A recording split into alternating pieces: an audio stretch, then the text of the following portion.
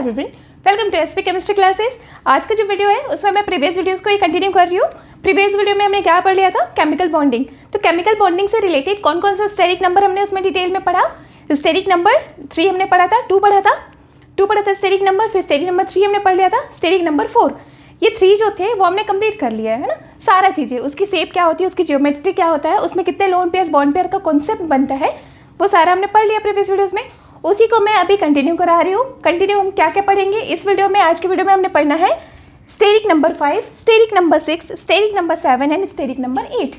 इनकी जियोमेट्री क्या होती है, कौन कौन सा ऑर्बिटल है जो मिक्सिंग में पार्टिसिपेट करता है या हाइब्रिडाइजेशन में पार्टिसिपेट करेगा, उन ऑर्बिटल के पार्टिसिपेट करने से कैसे कैसे इफेक्ट आएंगे, साथ ही लोन पेयर्स और बॉन्ड पेयर का क्या इफेक्ट होगा, वेस्पर थ्योरी लगाएंगे इसमें। एज वेल एज आपको जब मैं स्टेरिक नंबर 5 पढ़ा रही हूँ, ये बहुत इंपॉर्टेंट है। स्टेरिक नंबर 5 से वेरियस टाइप के क्वेश्चन बनते हैं, अलग अलग कुछ भी बना के दे देगा वो, ठीक है। तो बहुत ज़्यादा डिटेल में हमें किसको पढ़नी है, स्टेरिक नंबर 5 को, साथ ही साथ हमें पढ़ना है डिटेल में स्टेरिक नंबर 7। दोनों ही इंपॉर्टेंट है केमिकल बॉन्डिंग चैप्टर में, गेट के लिए भी, नेट के लिए भी, और जेई नीट का तो थोड़ा कम ही आते हैं, पर गेट और नेट के लिए ये बहुत इंपॉर्टेंस रखता है ना। तो दोनों जो स्टेरिक नंबर है उसकी जो स्टडी है वो मैं डिटेल में कराऊंगी, उसकी जियोमेट्री भी बताऊंगी, उसका शेप भी बताऊंगी। तो स्टार्ट कर रही हूँ मैं वीडियो। स्टार्ट करने से पहले आप चैनल को सब्सक्राइब कर दो, लाइक करो और शेयर करो। जितना ज़्यादा लाइक और शेयर करेंगे, कमेंट्स करेंगे मुझे, उतना ज़्यादा मोटिवेशन मिलेगा और जल्दी जल्दी से आपको वीडियोज़ जो है वो मिलते रहेंगे, ठीक। बेल आइकॉन को भी क्लिक कर देना जिससे आपको न्यू वीडियोज़ की नोटिफिकेशन मिल जाएगा। स्टार्ट कर रहे हैं स्टेरिक नंबर 5। पहले तो स्टेरिक नंबर बता दिया था मैंने, क्या होता है, number of bond pair and lone pair is called steric number. निकालते कैसे हैं, तो एक छोटा सा फॉर्मूला है वो भी मैं बता दूंगी स्टेरिक नंबर निकालने के लिए। तो अभी मैं स्टार्ट कर रही हूँ। स्टेरिक नंबर 5 है मेरे पास, तो स्टेरिक नंबर 5 है, तो इससे कहने का मतलब ये है कि वहाँ पे 5 ऑर्बिटल है जो पार्टिसिपेट करेगा। अब ये 5 ऑर्बिटल जो है वो कोई भी हो सकता है, जैसे 1s ऑर्बिटल हो गया, 3p ऑर्बिटल हो गए, 3p ऑर्बिटल्स, ठीक है, 3p ऑर्बिटल्स हो गया, और एक हमने क्या ले लिया है, d ऑर्बिटल्स। तो हो गया ना, 5 ऑर्बिटल पार्टिसिपेट करेंगे। एक केस तो ये हो जाता है, इसको हम बोलते हैं sp3d। और एक केस ऐसे हो सकता है कि इनर वाला d ऑर्बिटल पार्टिसिपेट कर जाए। कौन सा, इनर वाला d ऑर्बिटल। तो इनर d ऑर्बिटल पार्टिसिपेट किया और फिर s और उसके बाद p, तो इसको आप क्या बोलोगे, dsp3, ठीक है। ये होता है आपका sp3d, यहाँ पे dsp3। तो दो तरीके से हो सकता है। अगर यहाँ पे ये जो d ऑर्बिटल्स है वो ऐसा वाला पार्टिसिपेट कर रहा है, तो इस केसेस में क्या बनेंगे, ट्राइगोनल बाइपिरामिडल। उसकी जियोमेट्री क्या होगी, ट्राइगोनल बाइपिरामिडल। इसे शॉर्ट फॉर्म में हम और क्या बोलते हैं, शॉर्ट फॉर्म में इसको बोलते हैं TBP। तो ये हो जाती है इसकी जियोमेट्री। जियोमेट्री क्या होता है बता दिया था मैंने पहले ही, प्रीवियस वीडियो देखो है ना। अगर आपको थोड़ा भी कन्फ्यूजन होता है टर्मिनोलॉजी में तो आप प्रीवियस वीडियो चेक कर लेना। तो यहाँ पे ये TBP हो जाएगा, और यहीं पे अगर मैंने d ऑर्बिटल इनर वाला लिया है, ठीक, इनर वाला लिया है, तो उस केसेस में जो बनेगा वो होगा स्क्वायर। कैसा होता है वो, स्क्वायर प्लेनर होगा। तो ये दो तरीके से हम इसको पढ़ते हैं, या तो स्क्वायर प्लेनर होगा या फिर trigonal bipyramidal. Sorry, square pyramidal होगा या ट्रायगोनल बायपिरामिडल। क्लियर है इतना। अब इसके केसेस देखते हैं। केसेस कैसे, सारे के सारे जो है वो बॉन्ड पेयर है, कोई भी लोन पेयर नहीं है। ऐसा केसेस जिसमें सारे के सारे बॉन्ड पेयर है, तो उसका शेप और ज्योमेट्री दोनों सेम होगा। शेप क्या होता है उसका शेप होगा सेम वही, ट्रायगोनल बायपिरामिडल, और ज्योमेट्री भी क्या होगा, ट्रायगोनल बायपिरामिडल। वो केस तो बहुत इजी है जो हमें पता होता है। उसके बाद जो सेकंड केस है वो मैंने यहाँ पे लिखा है आपको। इसमें क्या होता है, 4 बॉन्ड पेयर्स है और 1 लोन पेयर है। 4 bond pair and 1 lone pair. तो क्या होगा उसका शेप, शेप में हमने पहले ही डिसाइड कर लिया था ना, शेप जो होता है उसमें लोन पेयर को कंसिडर नहीं किया जाता। तो इस केसेस में यहाँ पे इसका शेप क्या होगा, तो बनाती जा रही हूँ मैं, यहीं से देख लेना। कोई भी एग्जांपल ले लो जिसमें 4 बॉन्ड पेयर हो और 1 लोन पेयर हो। कोई भी ऐसा एग्जांपल जिसमें 4 bond pair and 1 lone pair. मतलब कौन सा ले सकते हैं हम, इसमें बॉन्ड भी बना रहा है, 4 बॉन्ड बना रहा है, और उसके पास एक लोन पेयर भी है। तो ज़्यादा अच्छा एग्जाम्पल कौन सा हो सकता है, सोच के देखिए। s(6) कैसे पता चला मुझे, क्योंकि मुझे 6 इलेक्ट्रॉन चाहिए, 4 बॉन्ड बना रहे हैं और साथ ही एक लोन पेयर बचा है, तो 6 इलेक्ट्रॉन चाहिए। तो 6 इलेक्ट्रॉन के लिए कौन सा ग्रुप ले लूँ मैं, 16th ग्रुप। तो 16th ग्रुप के लिए मैंने एग्जांपल ले लिया SF4, राइट। अब SF4 जो है उसकी शेप कैसी होगी देखते हैं। SF4, अगर मैं बात करूँ SF4 की, तो ये है फिक्स्ड स्ट्रक्चर। क्या होती है, पहले तो ट्रायगोनल बायपिरामिडल है, ज्योमेट्री कैसा है, ट्रायगोनल बायपिरामिडल। तो बच्चे जब ट्रायगोनल बायपिरामिडल है तो कैसे बनता है ट्रायगोनल बाइपिरामिडल, एक यहाँ से निकलेगा, एक यहाँ से होगा और ये यहाँ से होता है, और एक जो है वो ऊपर होंगे और एक नीचे होगा, ऐसा ही होता है ना शेप। मैंने इन तीनों की यहीं पे बनाऊंगी, ऊपर थोड़ा सा जा रहा है उसको हटा के ना फिर से बनाते हैं।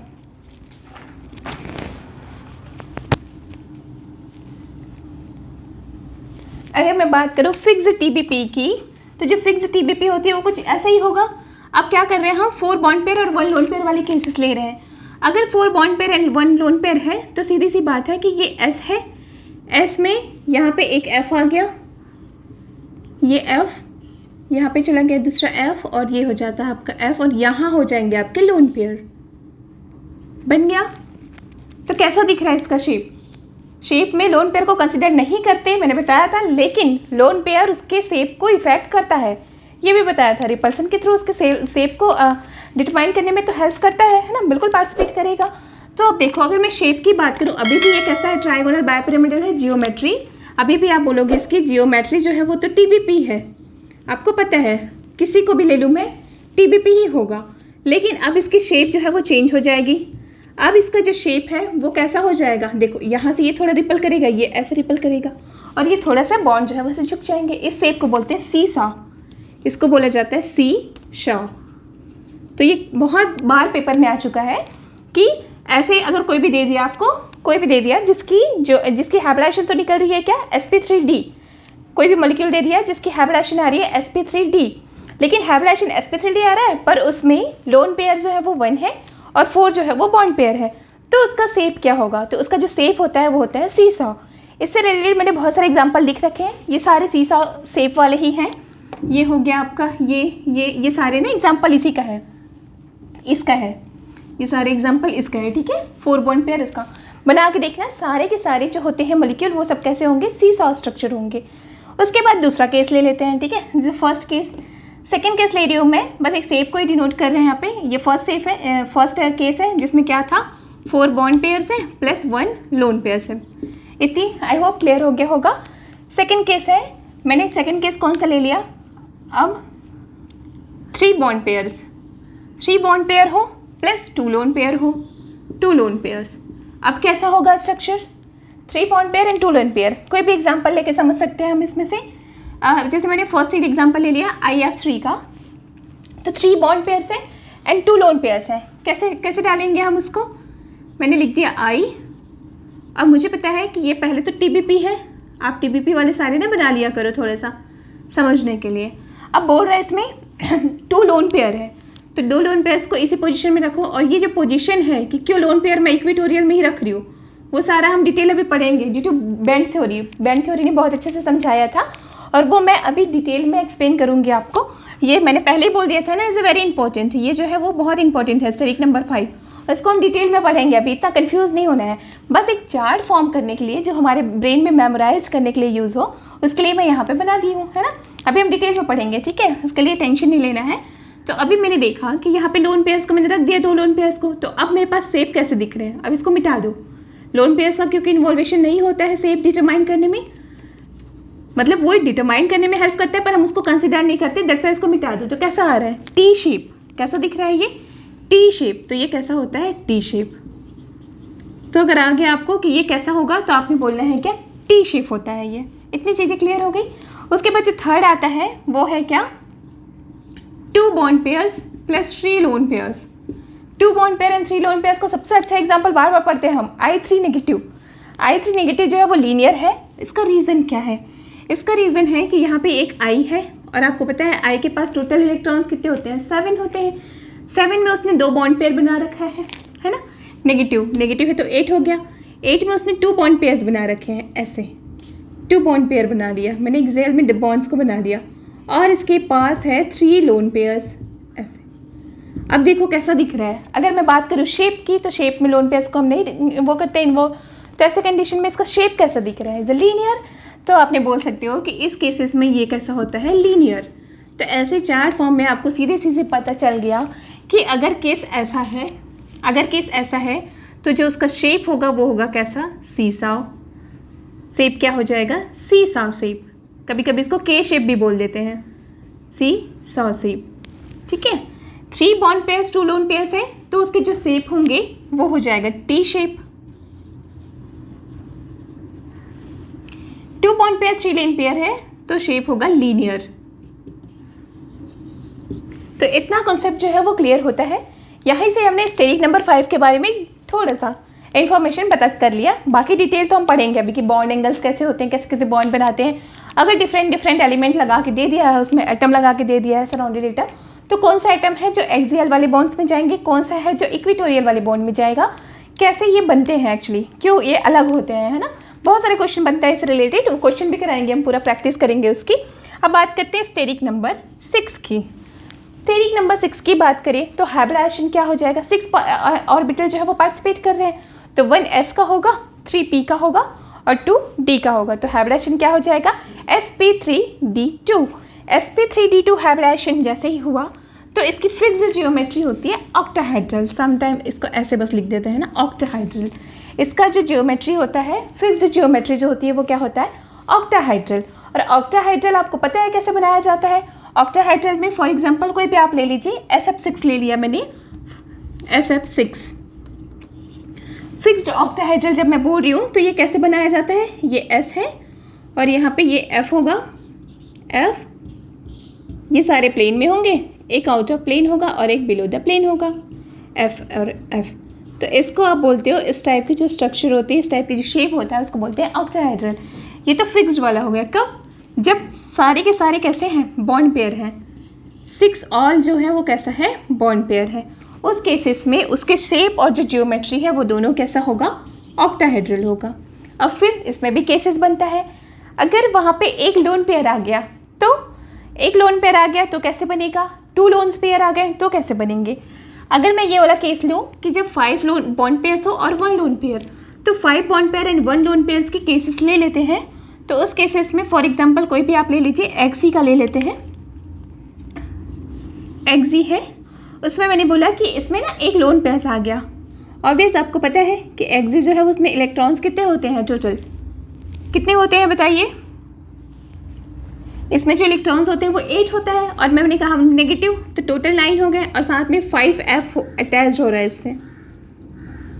तो आगे ना हाइब्रिडाइजेशन, साथ साथ आप हाइब्रिडाइजेशन निकालिए। मुझे प्रैक्टिस में है तो मैं बना सकती हूँ, कैसा भी कर दो आप। अगर मुझे पिरामिड दिखाना है प्रॉपर तो मैं ऐसे कर लेती हूँ, इधर एक f को और यहाँ पे लोन पेयर्स को। यहाँ पे ना कोई दिक्कत नहीं है, आप ऊपर भी लगा सकते हो, नीचे भी लगा सकते हो। तो अब देखिए इसका शेप कैसा दिख रहा है, चेंज हो गया।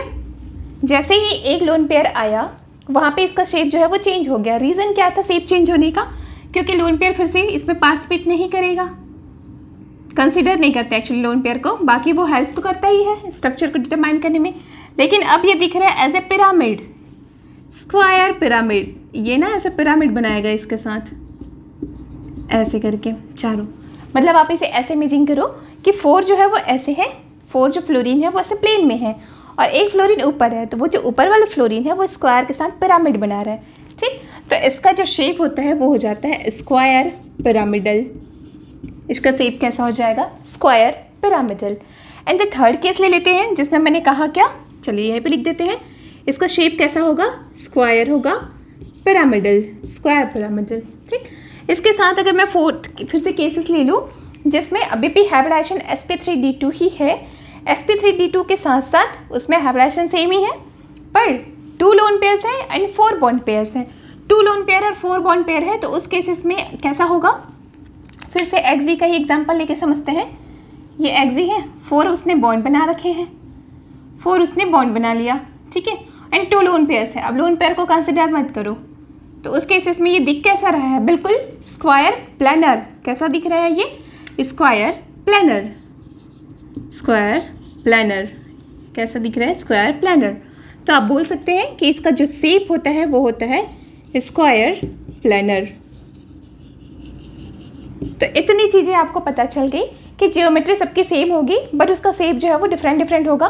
तो वैसा अगर मेरे पास मॉलिक्यूल आता है और पूछ लिया है कि व्हाट इज़ द शेप या व्हाट इज़ द स्ट्रक्चर, तो आपने उसके शेप को ही लिखनी है। तो उस केसेस में आपको ध्यान रखना है कि वो कौन सा वाला केस है, वो नंबर ऑफ बॉन्ड पेयर देखना है और नंबर ऑफ लोन पेयर देखनी है, तभी आप एकदम एक्यूरेट जो है वो आंसर कर पाएंगे। इतनी चीज़ें क्लियर हो गई। आप सिर्फ हाइब्रिडाइजेशन से नहीं बता सकते उसका शेप। फिर बात करते हैं स्टेरिक नंबर 7। जो मैंने पहले ही बोल दिया था इज़ वेरी इंपॉर्टेंट, ये भी बहुत ज़्यादा इंपॉर्टेंट है। स्टेरिक नंबर 7 को भी पूरा डिटेल में हम पढ़ेंगे। इसमें बहुत सारे केसेस आते हैं अलग अलग कि इसमें जो लोन पेयर है वो ऐसे कैप्ड हो जाता है, सिंक्ड हो जाता है या इंक्लूसिव एक्सक्लूसिव, वो सारी चीज़ें पढ़ेंगे। ठीक, स्टेरिक नंबर 7 की बात करूँ तो कौन कौन सा ऑर्बिटल है जो पार्टिसिपेट करेगा?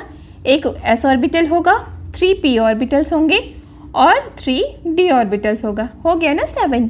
तो 7 जो ऑर्बिटल है वो पार्टिसिपेट करेंगे, मिक्सिंग होंगे, हाइब्रिडाइज्ड होंगे और बनाएंगे sp3d3 हाइब्रिडाइजेशन। अब जो sp3d3 हाइब्रिडाइजेशन है उसमें स्टेरिक नंबर 7 में सारे के सारे बॉन्ड पेयर है, तो उस केसेस में उसकी जियोमेट्री एंड शेप दोनों क्या हो जाएगा? Pentagonal bipyramidal. अभी से याद रखो, स्टेरिक नंबर 7 है या हम बोल सकते हैं sp3d3 आ गया हमारा हाइब्रिडाइजेशन, तो जियोमेट्री तो होगी क्या? Pentagonal bipyramidal, pbp, pentagonal bipyramidal. अब पेंटागोनल बायपिरामिडल है, उसमें केसेस देखते हैं कि सारे के सारे बॉन्ड पेयर्स हैं, तो क्या होगा? शेप भी क्या होगा? Pentagonal bipyramidal. But 1 lone pairs है, 6 बॉन्ड पेयर है, उस केसेस में उसका शेप जो है वो फिर से अलग हो जाएगा। और अलग होकर किस टाइप से दिखेगा? 6 बॉन्ड पेयर है और 1 लोन पेयर, तो जो 6 bond pair and 1 lone pair का केसेस आता है उसमें वो एज ए ऑक्टाहाइड्रल कैसा दिख जाएगा? ऑक्टाहाइड्रल हो जाएगा उसका शेप। अभी बनवाऊंगी मैं, ठीक है। ऑक्टाहाइड्रल हो जाता है उसका शेप। इसके साथ ही अगर मैं बोलूँ कि 5 बॉन्ड पेयर्स हैं तो वो हो जाते हैं पेंटागोनल प्लानर। वो कैसा दिखेगा आपका? उसका शेप क्या होगा? पेंटागोनल प्लानर, ठीक है।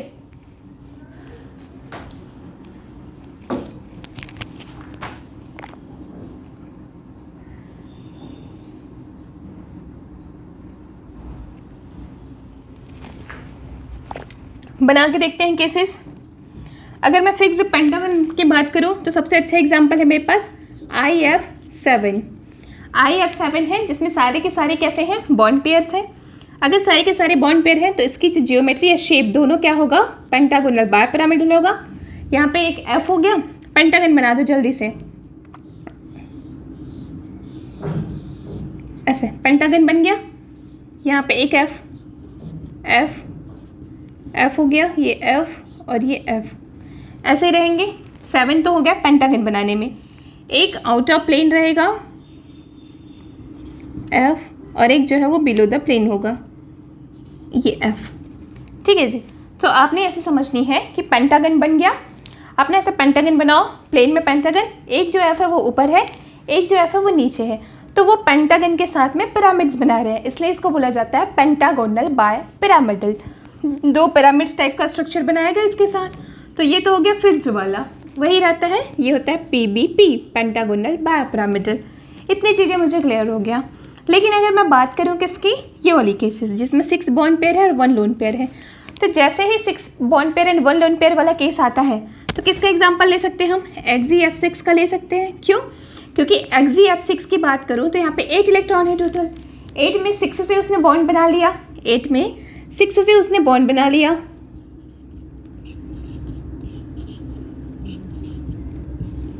और 6 से बॉन्ड बना, अभी भी उसके पास एक लोन पेयर है। क्यों? क्योंकि इसकी 8 होती है ना, आपको पता है, अब इतना बेसिक्स नहीं बताएंगे बार बार, है ना। ज़ीनॉन जो है उसमें 8 होगा इलेक्ट्रॉन, 8 इलेक्ट्रॉन होगा, तो ये ऐसा है। तो ऑर्बिटल कैसा दिख रहा है इसका शेप? इसका शेप दिख रहा है मुझे एज ए ऑक्टाहाइड्रल, लेकिन ये जो लोन पेयर है वो उसको थोड़ा सा इफेक्ट करेगा, कहीं कहीं से निकलने की ट्राई करेगा, थोड़ा इफेक्ट करेगा, इसलिए इसका जो एग्जैक्ट शेप है वो हो जाता है डिस्टॉर्टेड ऑक्टाहाइड्रल। इसका शेप क्या हो जाता है? Distorted octahedral.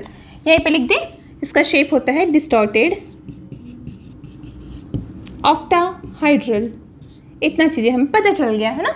इसकी बात करें, इसके लिए एग्जांपल कोई सा भी ले लीजिए आप, इसी में एज एक F5 को ले सकते हैं। तो इसका जो होगा वो कैसे होगा? XeF5 नेगेटिव, मतलब यहाँ पे मुझे पता चल रहा है कि 2 तो जो है वो लोन पेयर्स हैं, इसमें 2 जो है वो लोन पेयर है और 5 इसने बॉन्ड पेयर बना रखे हैं, ऐसे। अब आपकी बात करें, अगर हम शेप की बात करें तो शेप होगा कैसे? फिर शेप कैसा होगा? Only pentagonal. कैसा होगा? पेंटागोनल, और सारे के सारे प्लेन में होंगे, ठीक है। अगर मैं शेप की बात करूं तो लोन पेयर को तो लूँगी नहीं, तो लोन पेयर हटा दिया हमने। लोन पेयर हटाते ही मुझे दिख रहा है ये कैसा? Pentagonal planar. कैसा होता है इसका शेप फिर? Pentagonal planar. तो ये हो जाएगा आपका पेंटागन प्लेनर। इतनी चीज़ें हमें पता चल गई अभी तक। एक बार ना स्क्रीनशॉट ले ही लेना, इसका स्क्रीनशॉट लेना ज़रूरी है, क्योंकि मैंने पहले ही कहा कि ये तब काम आएगा आपको जब आपने सारा डिटेल में पढ़ रखा है, लेकिन थोड़े से एग्जाम्पल्स को मुझे रिवाइज करना है, जिससे जल्दी जल्दी हमारा आंसर जो है वो बन सके एग्जाम में। तो वहाँ पे ये हेल्प करेगा। एक बार आपने देखा और पता चल जाएगा कि कैसे कैसे होता है स्ट्रक्चर, है ना। वैसे बहुत इतना प्रैक्टिस कर लेंगे ना कि आपको इतना याद करने की नीड नहीं होगी, अपने आप बनेगा वो। बात करते हैं एक और चीज़ें जो इम्पोर्टेंट है, वो है आपका स्टेरिक नंबर 8। स्टेरिक नंबर 8 की बात करें तो यहाँ पे जो हाइब्रिडाइजेशन है वो हो जाता है sp3d4। क्या होता है हाइब्रिडाइजेशन? sp3d4। p के 3 ऑर्बिटल होंगे और d के 4 ऑर्बिटल। अब बात आती है d में टोटल कितने होते हैं? 5 ऑर्बिटल्स होते हैं, पर यहाँ पे पार्टिसिपेट कौन कर रहा है? 4 ऑर्बिटल पार्टिसिपेट कर रहा है। तो on the basis of 4th orbital कि वो 4th कौन सा है, उसके बेसिस पे इसकी जो ज्योमेट्री होती है, इसकी जो शेप हम पढ़ते हैं वो 2 डिफरेंट टाइप का हो जाता है। कैसे 2 डिफरेंट टाइप का हो जाता है? मे बी पॉसिबिलिटीज़ है कि इसमें क्या हुआ, एक s ऑर्बिटल पार्टिसिपेट किया, एक केसेस में ले रही हूँ, इसमें एक s ऑर्बिटल पार्टिसिपेट किया, एक s orbital, 3p orbital participate किया और 3d ऑर्बिटल पार्टिसिपेट किया, नॉर्मल वाले d ऑर्बिटल्स। और साथ ही आपका एक जो d ऑर्बिटल है वो कौन सा है? dx² y² वाला है। और इस केसेस में एक जो दूसरा केसेस बनाएंगे उसमें एक s है, 3p है, ये तो कॉमन है, फिर dx y yz zx वाले हैं, बट dz²। तो इसमें जो चेंजेस आया कि एक बार मेरा कौन सा पार्टिसिपेट कर रहा है आपका? dz², और एक बार पार्टिसिपेट कौन कर रहा है? dx² y²। तो उसके बेसिस पे इसमें जो है अलग अलग टाइप का आपको ज्योमेट्री दिखेगा, शेप दिखेगा अलग अलग। अगर dx² y² वाला पार्टिसिपेट करता है, मतलब प्लैनर वाला, तो इस कंडीशंस में जो शेप आता है उसको बोलते हैं एंटी प्रिज्मेटिक। इसको क्या बोलोगे आप? ये कौन सा शेप होता है? Anti prismatic shape. क्या हो जाएगा? Anti prismatic.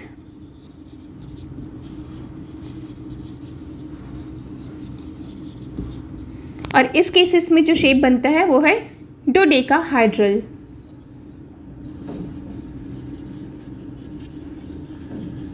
तो ये 2 चीज़ें होता है, एक बार एंटी प्रिज्मेटिक बनेगा और सेकेंड टाइम क्या होता है? सेकेंड केसेस में डोडेकाहाइड्रल टाइप का बनता है। अब जो एंटी प्रिज्मेटिक है वो होता कैसे है, कैसे होती है, थोड़ा सा इन्फॉर्मेशन दे देते हैं यहाँ पे, है ना, कैसे होता है उसका स्ट्रक्चर एक्चुअल में। तो सपोज कोई एक मेटल है यहाँ पे, जैसे एक मेटल है, तो उससे ना यहाँ ऐसे प्रिज्मेटिक चीज़ें, जैसे स्क्वायर एंटी प्रिज्मेटिक की बात करूँ तो यहाँ स्क्वायर बनेगा पहले, कुछ एक ऐसा स्क्वायर बनेगा और उसी के नीचे दूसरा स्क्वायर बना लेते हैं। मतलब अगर ये ऐसे समझ नहीं आ रहा है तो कुछ ऐसे समझो इसको, ये एक दूसरे से जैसे बोलते हैं ना स्टैगर्ड फॉर्म, वैसे रहेगा। स्टैगर्ड फॉर्म कैसे होता है? चलिए यहाँ पे बताती हूँ। कुछ एंटी प्रिज्मेटिक जो स्ट्रक्चर होगा वो कुछ ऐसे होगा कि एक बार जैसे एक मेटल है सेंटर में, तो एक बार जो एटम है वो कुछ ऐसे अरेंज है, ऐसे, और दूसरी बार जो एटम है वो कुछ ऐसे अरेंज्ड है, ऐसे। अभी समझ आया? एक दूसरे को ओवरलैप नहीं कर रहे, एक एटम यहाँ पे, दूसरा यहाँ पे, तीसरा यहाँ पे, एक यहाँ पे। तो जो दूसरे वाले एटम्स हैं वो कुछ ऐसे ही अरेंज रहेंगे, ऐसे। तो बोल सकते हो स्टैगर टाइप्स रहते हैं। तो इसको बोलते हैं हम स्क्वायर एंटी प्रिज्मेटिक। तो ये सारी जो डिटेल थी वो है आपका स्टेरिक नंबर 8 के लिए। जल्दी से स्क्रीनशॉट लो। इससे मैं क्या करती हूँ, 1 बाय 1 स्पेशली स्टेरिक नंबर 5 और स्टेरिक नंबर 7 जो है वो कंप्लीट करते हैं। बाकी सब भी बताऊंगी मैं, थोड़ा थोड़ा बताएंगे, ज़्यादा यूज़ नहीं है, पर ज़्यादा जो क्वेश्चन आता है वो आता है स्टेरिक नंबर 5 से एंड स्टेरिक नंबर 7 से। क्लियर है इतना? स्क्रीनशॉट लो और फिर इधर के जितना क्वेश्चन है ना वो कमेंट बॉक्स में डाल देना, स्ट्रक्चर बना बना के कि समझ आ रहा है कि नहीं आ रहा है। स्टार्ट करते हैं। स्टेरिक नंबर कौन सा? 5। स्टेरिक नंबर 5 में मैंने पहले ही बता दिया था कि जो स्टेरिक नंबर 5 है उसमें 2 चीज़ें हो सकती हैं। कौन कौन से 2 केसेस हो सकते हैं इसमें? फर्स्ट केस कि ऑर्बिटल कौन कौन सा पार्टिसिपेट कर रहा है, 1 s ऑर्बिटल, फिर px, py, pz, और एक जो पार्टिसिपेट कर रहा है हाइब्रिडेशन क्या होगा इसका, sp3d। यहाँ पे जो d है वो पार्टिसिपेट कर रहा है एक बार, कौन सा वाला, dz²। ठीक, तो इस केसेस में इसकी जो जियोमेट्री होगी, इस टाइप की जो जियोमेट्री होगी वो होगा आपका ट्रायगोनल बाय पिरामिडल। लेकिन यहाँ पे 1s, px, py, pz ने पार्टिसिपेट किया, और साथ ही साथ जो d ऑर्बिटल पार्टिसिपेट कर रहा है वो है dx² y²। इस केसेस में जो ज्योमेट्री आएगा या जो शेप आएगा वो होगा स्क्वायर पिरामिडल। तो जो TBP है वो हम केमिकल बॉन्डिंग में ज़्यादा अच्छे से पढ़ते हैं, बहुत मतलब डिटेल में पढ़ते हैं उसके बारे में, और स्क्वायर पिरामिडल वाले जो कॉन्सेप्ट है उसको हम बाद में पढ़ेंगे। ठीक है, बाद में मतलब ज़्यादातर वो कोऑर्डिनेशन केमिस्ट्री में ज़्यादा यूज़ आता है। तो अभी मैं बात कर रही हूँ किसकी, ट्रायगोनल बाय पिरामिडल। तो स्टार्ट करते हैं कि कैसे ये बनता है। ठीक है, एक्चुअल में होता क्या है, यहाँ पे मैंने बताया आपको कि कौन कौन सा ऑर्बिटल पार्टिसिपेट कर रहा है, s, p, x, p, y, p, z, और साथ ही dz²। ऐसा है। यहाँ पे जब मिक्सिंग होता है एक्चुअल में, जब हाइब्रिडाइज्ड ऑर्बिटल्स बनते हैं, तो ये देखा गया है कि जो हाइब्रिडाइज्ड ऑर्बिटल्स हैं उसमें दो कॉम्बिनेशंस होते हैं, 2 टाइप्स का कॉम्बिनेशन होता है। एक कॉम्बिनेशन में 1s ऑर्बिटल p के साथ में आते हैं, एक्चुअली 1s ऑर्बिटल जो है वो 2p के साथ में आते हैं। ठीक है, px और py ले लें तो इन दोनों के साथ आएगा और बना लेता है sp2 हाइब्रिडाइज्ड ऑर्बिटल, और जो बचे हुए ऑर्बिटल है वो बनाते हैं pd हाइब्रिडाइज्ड ऑर्बिटल। तो एक तो pd हाइब्रिडाइज्ड ऑर्बिटल बनता है, इसके स्ट्रक्चर को बता रही हूँ ना मैं कि कैसे ट्रायगोनल बायपिरामिडल जो स्ट्रक्चर है उसकी फॉर्मेशन हुई, कैसे उसकी जियोमेट्री आया, वो बता रही हूँ। तो यहाँ पे 2 टाइप्स का कॉम्बिनेशन होता है एक्चुअल में।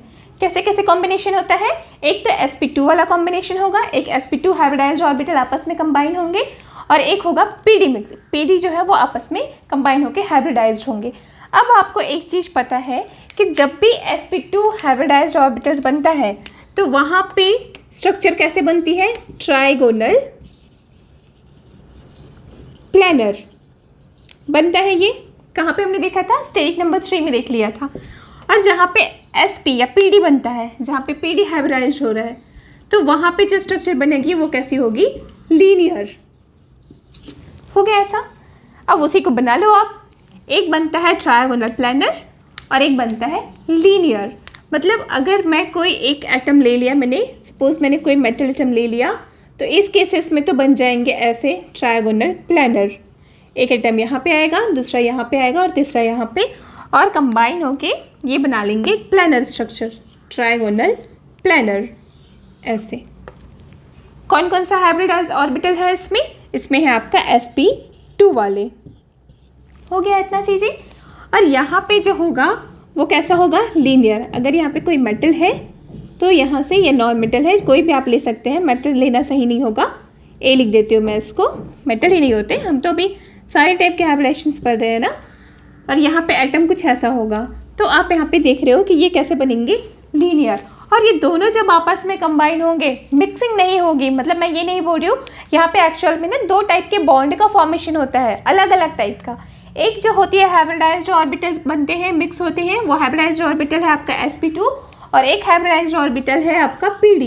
और दोनों को जब कंबाइंड स्ट्रक्चर बनाई जाती है तो जाके बनता है हमारा क्या, sp3d हाइब्रिडाइज्ड ऑर्बिटल। और यहाँ पे जो ज्योमेट्री होगी वो बनेगा ट्रायगोनल बायपिरामिडल। अब ट्रायगोनल बायपिरामिडल कैसे बनेंगे, तो यहाँ पे ए है, उसमें से मैंने पहले प्लानर वाला ले लिया सारा, एक एटम यहाँ पे है, दूसरा यहाँ पे, और जो थर्ड है वो यहाँ पे है ना। यहाँ से तो बन गया आपके ट्रायगोनल प्लानर स्ट्रक्चर। और इसी ट्रायगोनल प्लानर में जो दूसरा वाला ऑर्बिटल है वो आएगा ये ऐसे, अबव द प्लेन और बिलो द प्लेन। और यहाँ से फिर ये बनाना स्टार्ट करेंगे क्या, पिरामिड्स। ये इसकी पिरामिड इसके साथ बनेगा ऐसे, और इसके साथ भी बनेगा ऐसे। मतलब आप इसे इमेजिन करो कि जो 3 है, 3 जो मेटल जो 3 एटम है वो कुछ ऐसे है, ट्रायंगुलर प्लानर में है, एक अबव द प्लेन है, एक बिलो द प्लेन है। तो वहाँ से जो है वो पिरामिड्स बनते हैं। बॉन्ड एंगल्स की बात कर लेते हैं। मतलब एक चीज़ें तो बिल्कुल क्लियर हो गया है आपको कि एस करेक्टर दोनों ही बॉन्ड्स में नहीं है, तो सारे बॉन्ड एक जैसे हैं ऐसा हम नहीं बोल सकते। मैं यही समझाना चाह रही हूँ कि ट्रायगोनल बायपिरामिडल जब बनता है तो चाहे एलिमेंट जैसा भी आ जाए, सराउंडेड एटम जैसा भी आ जाए, उनके बॉन्ड एक जैसे नहीं होते। उनके बॉन्ड एक जैसे इसलिए नहीं होते क्योंकि कुछ बॉन्ड में एस करेक्टर प्रेजेंट है। यहाँ पे एस करेक्टर है ना, दिख रहा है आपको, यहाँ पे एस करेक्टर प्रेजेंट है, और यहाँ पे एस करेक्टर तो ज़ीरो हो गया है। परसेंटेज एस करेक्टर कैसा है, ज़ीरो है। मतलब यहाँ पे एस करेक्टर ज़्यादा है और यहाँ पे एस करेक्टर कम है। इसी के बेस पे हमें बहुत सारी चीज़ें हैं इसके बारे में जो डील करनी है। तो एक चीज़ें पता चल गया कि कैसे बनता है ट्रायगोनल प्लानर। अगर मैं थोड़ा सा बॉन्ड एंगल्स की बात कर लूँ तो बॉन्ड एंगल भी यहीं पे देख लेते हैं। सपोज़ यहाँ पे मेरा कोई भी एक एग्जांपल से बनाते हैं। इसका एग्जांपल कौन है, कोई भी एक एग्जांपल ले लेते हैं, PF5 या PCl5 ले लेते हैं, है ना। PCl5 ले लिया मैंने। तो PCl5 में अगर मैं बॉन्ड एंगल्स वगैरह की बात करें तो कैसे होगा, सेंट्रल मेटल एटम होगा P, यहाँ पे एक हो गया Cl, यहाँ से Cl हो गया, और ये Cl, यहाँ पे एक बॉन्ड बना यहाँ से Cl और ये Cl, ठीक है। अगर मैं बॉन्ड एंगल्स की बात करूँ तो कैसा दिख रहा है आपको, जहाँ पे एस करेक्टर था, आपको पता है जहाँ एस करेक्टर होता है वहाँ पे बॉन्ड एंगल जो है वो ज़्यादा होते हैं, और वैसे भी आपको दिख रहा है कि ट्रायगोनल प्लानर है तो बॉन्ड एंगल तो ज़्यादा होगा। तो यहाँ पे जो 3 बॉन्ड्स होते हैं वो होते हैं कितने के, 120 का। इतना भी पता हो जाना चाहिए आपको। यहाँ पे जो 3 बॉन्ड्स होते हैं वो होते हैं 120 का। मतलब लिखते जाओ 120 के 3 बॉन्ड्स एंगल होंगे। साथ ही आपने और क्या दिख रहा है यहाँ पे, 180 का 180 का होता है 1 बॉन्ड एंगल। और इसके बाद इसका इनके साथ कैसे बन रहा है, 90 बन रहा है ना, 90। क्यों, क्योंकि उनके आपस में कोई हाइब्रिडेशन नहीं हुआ है। आपने पहले भी पढ़ लिया है कि अगर हाइब्रिडेशन नहीं होता है तो वहाँ पे बॉन्ड एंगल मिनिमम होता है, मिनिमम 90s होता है, पता है हमको। मैंने ये चीज़ क्लियर कर लिया है कि ये जो 3 बॉन्ड्स बन रहे थे, ये जो 3 बॉन्ड बन रहे थे उनमें एस करेक्टर है, लेकिन ये जो 2 बॉन्ड बना है उसमें एस ऑर्बिटल ने पार्टिसिपेट नहीं किया है, और ये दोनों आपस में भी हाइब्रिडाइज नहीं है, ठीक है। ओनली उसने शेप बनाया है, स्ट्रक्चर बनाया है। इस केसेस में इनको जब यहाँ पे हम फिट कर देते हैं तो जो बॉन्ड एंगल्स बनेंगे वो कैसे होंगे। और वैसे भी पता चल रहा है आपको कि ट्रायगोनल प्लानर है, ट्रायगोनल प्लानर में एक अबव द प्लेन एक बिलो द प्लेन है, तो वो उसके साथ में कैसे होंगे, 90 का एंगल बनाएंगे। मतलब आप समझिए ये जो दोनों है वो एक दूसरे में आपस में कैसा बनाएगा, 90 का एंगल, ये वाले, क्योंकि प्लेन में है ना, दैट्स व्हाई। तो 90 का एंगल्स कितने बन रहे हैं अब, 90 के जो एंगल है वो है 3 ऊपर से और 3 नीचे से, तो कितने हो जाएंगे 6। तो ये हो गया आपका अबाउट बॉन्ड एंगल्स। तो इतनी इन्फॉर्मेशन आपको पता चला, बेसिक इन्फॉर्मेशन पता चला कि जब स्टेरिक नंबर 5 की बात करते हैं तो वहाँ पे 2 केसेस हो सकता है, या तो dz² पार्टिसिपेट करे या फिर dx² y² पार्टिसिपेट करे। जब dz² पार्टिसिपेट करता है तो बनता है ट्रायगोनल बायपिरामिडल TBP, लेकिन जब dz² वाला dx² y² पार्टिसिपेट करता है तो बनता है स्क्वायर पिरामिडल। फिर हमने देखा कि कैसे होती है उसकी हाइब्रिडाइजेशन। तो आपको पता चला कि यहाँ पे जब ये ऑर्बिटल पार्टिसिपेट करते हैं आपस में तो यहाँ पे 3 का कॉम्बिनेशन बनता है और इन दोनों का कॉम्बिनेशन बनता है, और दोनों अलग अलग हाइब्रिडाइज्ड होते हैं। तो यहाँ पे ये तीनों हाइब्रिडाइज्ड होकर sp2 वाले बनाते हैं, और यहाँ पे pd बनता है। जो sp2 है उसका जो बनेगा वो क्या होगा, ट्रायगोनल प्लानर होगा, और दूसरा जो pd है वो बनाएंगे लीनियर। दोनों को कंबाइन करते हैं तो हमें मिलता है ट्रायगोनल बायपिरामिडल। तो ये तो था बेसिक इन्फॉर्मेशन कि कैसे बना, ठीक है। उसके बाद मैंने बता दिया क्या बॉन्ड एंगल्स के बारे में, कि जो ट्रायगोनल बायपिरामिडल है उसका अगर एग्जैक्ट हम बॉन्ड एंगल्स की बात करें तो कैसे बनता है। तो बॉन्ड एंगल जो होता है ना, अच्छा एक काम करते हैं, वहाँ पे आपको ना 3D स्ट्रक्चर दिख रहा है, उससे आपको बिल्कुल क्लियर हो जाएगा कि कैसे बनता है, ठीक है। ट्रायगोनल बायपिरामिडल कैसे बनते हैं, तो वहाँ पे बॉन्ड एंगल्स आपको दिख जाएगा, आप उसको देखो 3D स्ट्रक्चर्स को। वहाँ पे बॉन्ड एंगल्स में आपको पता चल रहे हैं कि 3 जो बॉन्ड्स हैं वो तो 120 में है, बिल्कुल प्लेनर है और 120 में है। उसके बाद जो 2 है वो 180 में है एक दूसरे के साथ, और ऊपर वाला जो है जो पिरामिड बना रहा है बाकी के साथ वो जो है वो कैसा है, 90 एंगल्स का बॉन्ड बनाता है। तो ये दोनों का इन्फॉर्मेशन हमको मिल गया। अब बात आती है क्या, बेंट रूल। बेंट रूल बहुत ज़्यादा पढ़ते थे ना। मोर इलेक्ट्रोनेगेटिव एटम जो होते हैं वो एक्सियल को जाते हैं, लेस इलेक्ट्रोनेगेटिव एटम जो होते हैं वो इक्वेटोरियल में जाते हैं। तो उतना हमें नहीं पढ़ना है, हमें डायरेक्ट पता चल जाएगा कि क्या रीज़न है। तो वो मैं अभी बताती हूँ आपको।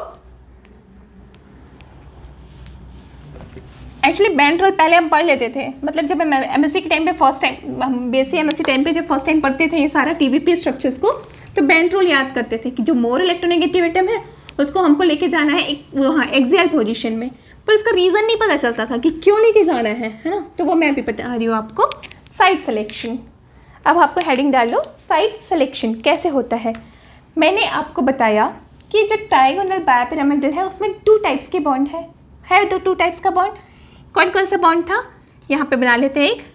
हमने देखा कि इसमें 2 टाइप्स के बॉन्ड थे, एक था एक्सियल और जो 3 थे वो थे इक्वेटोरियल में, कुछ ऐसा था। इतना तो हमें पता है ना।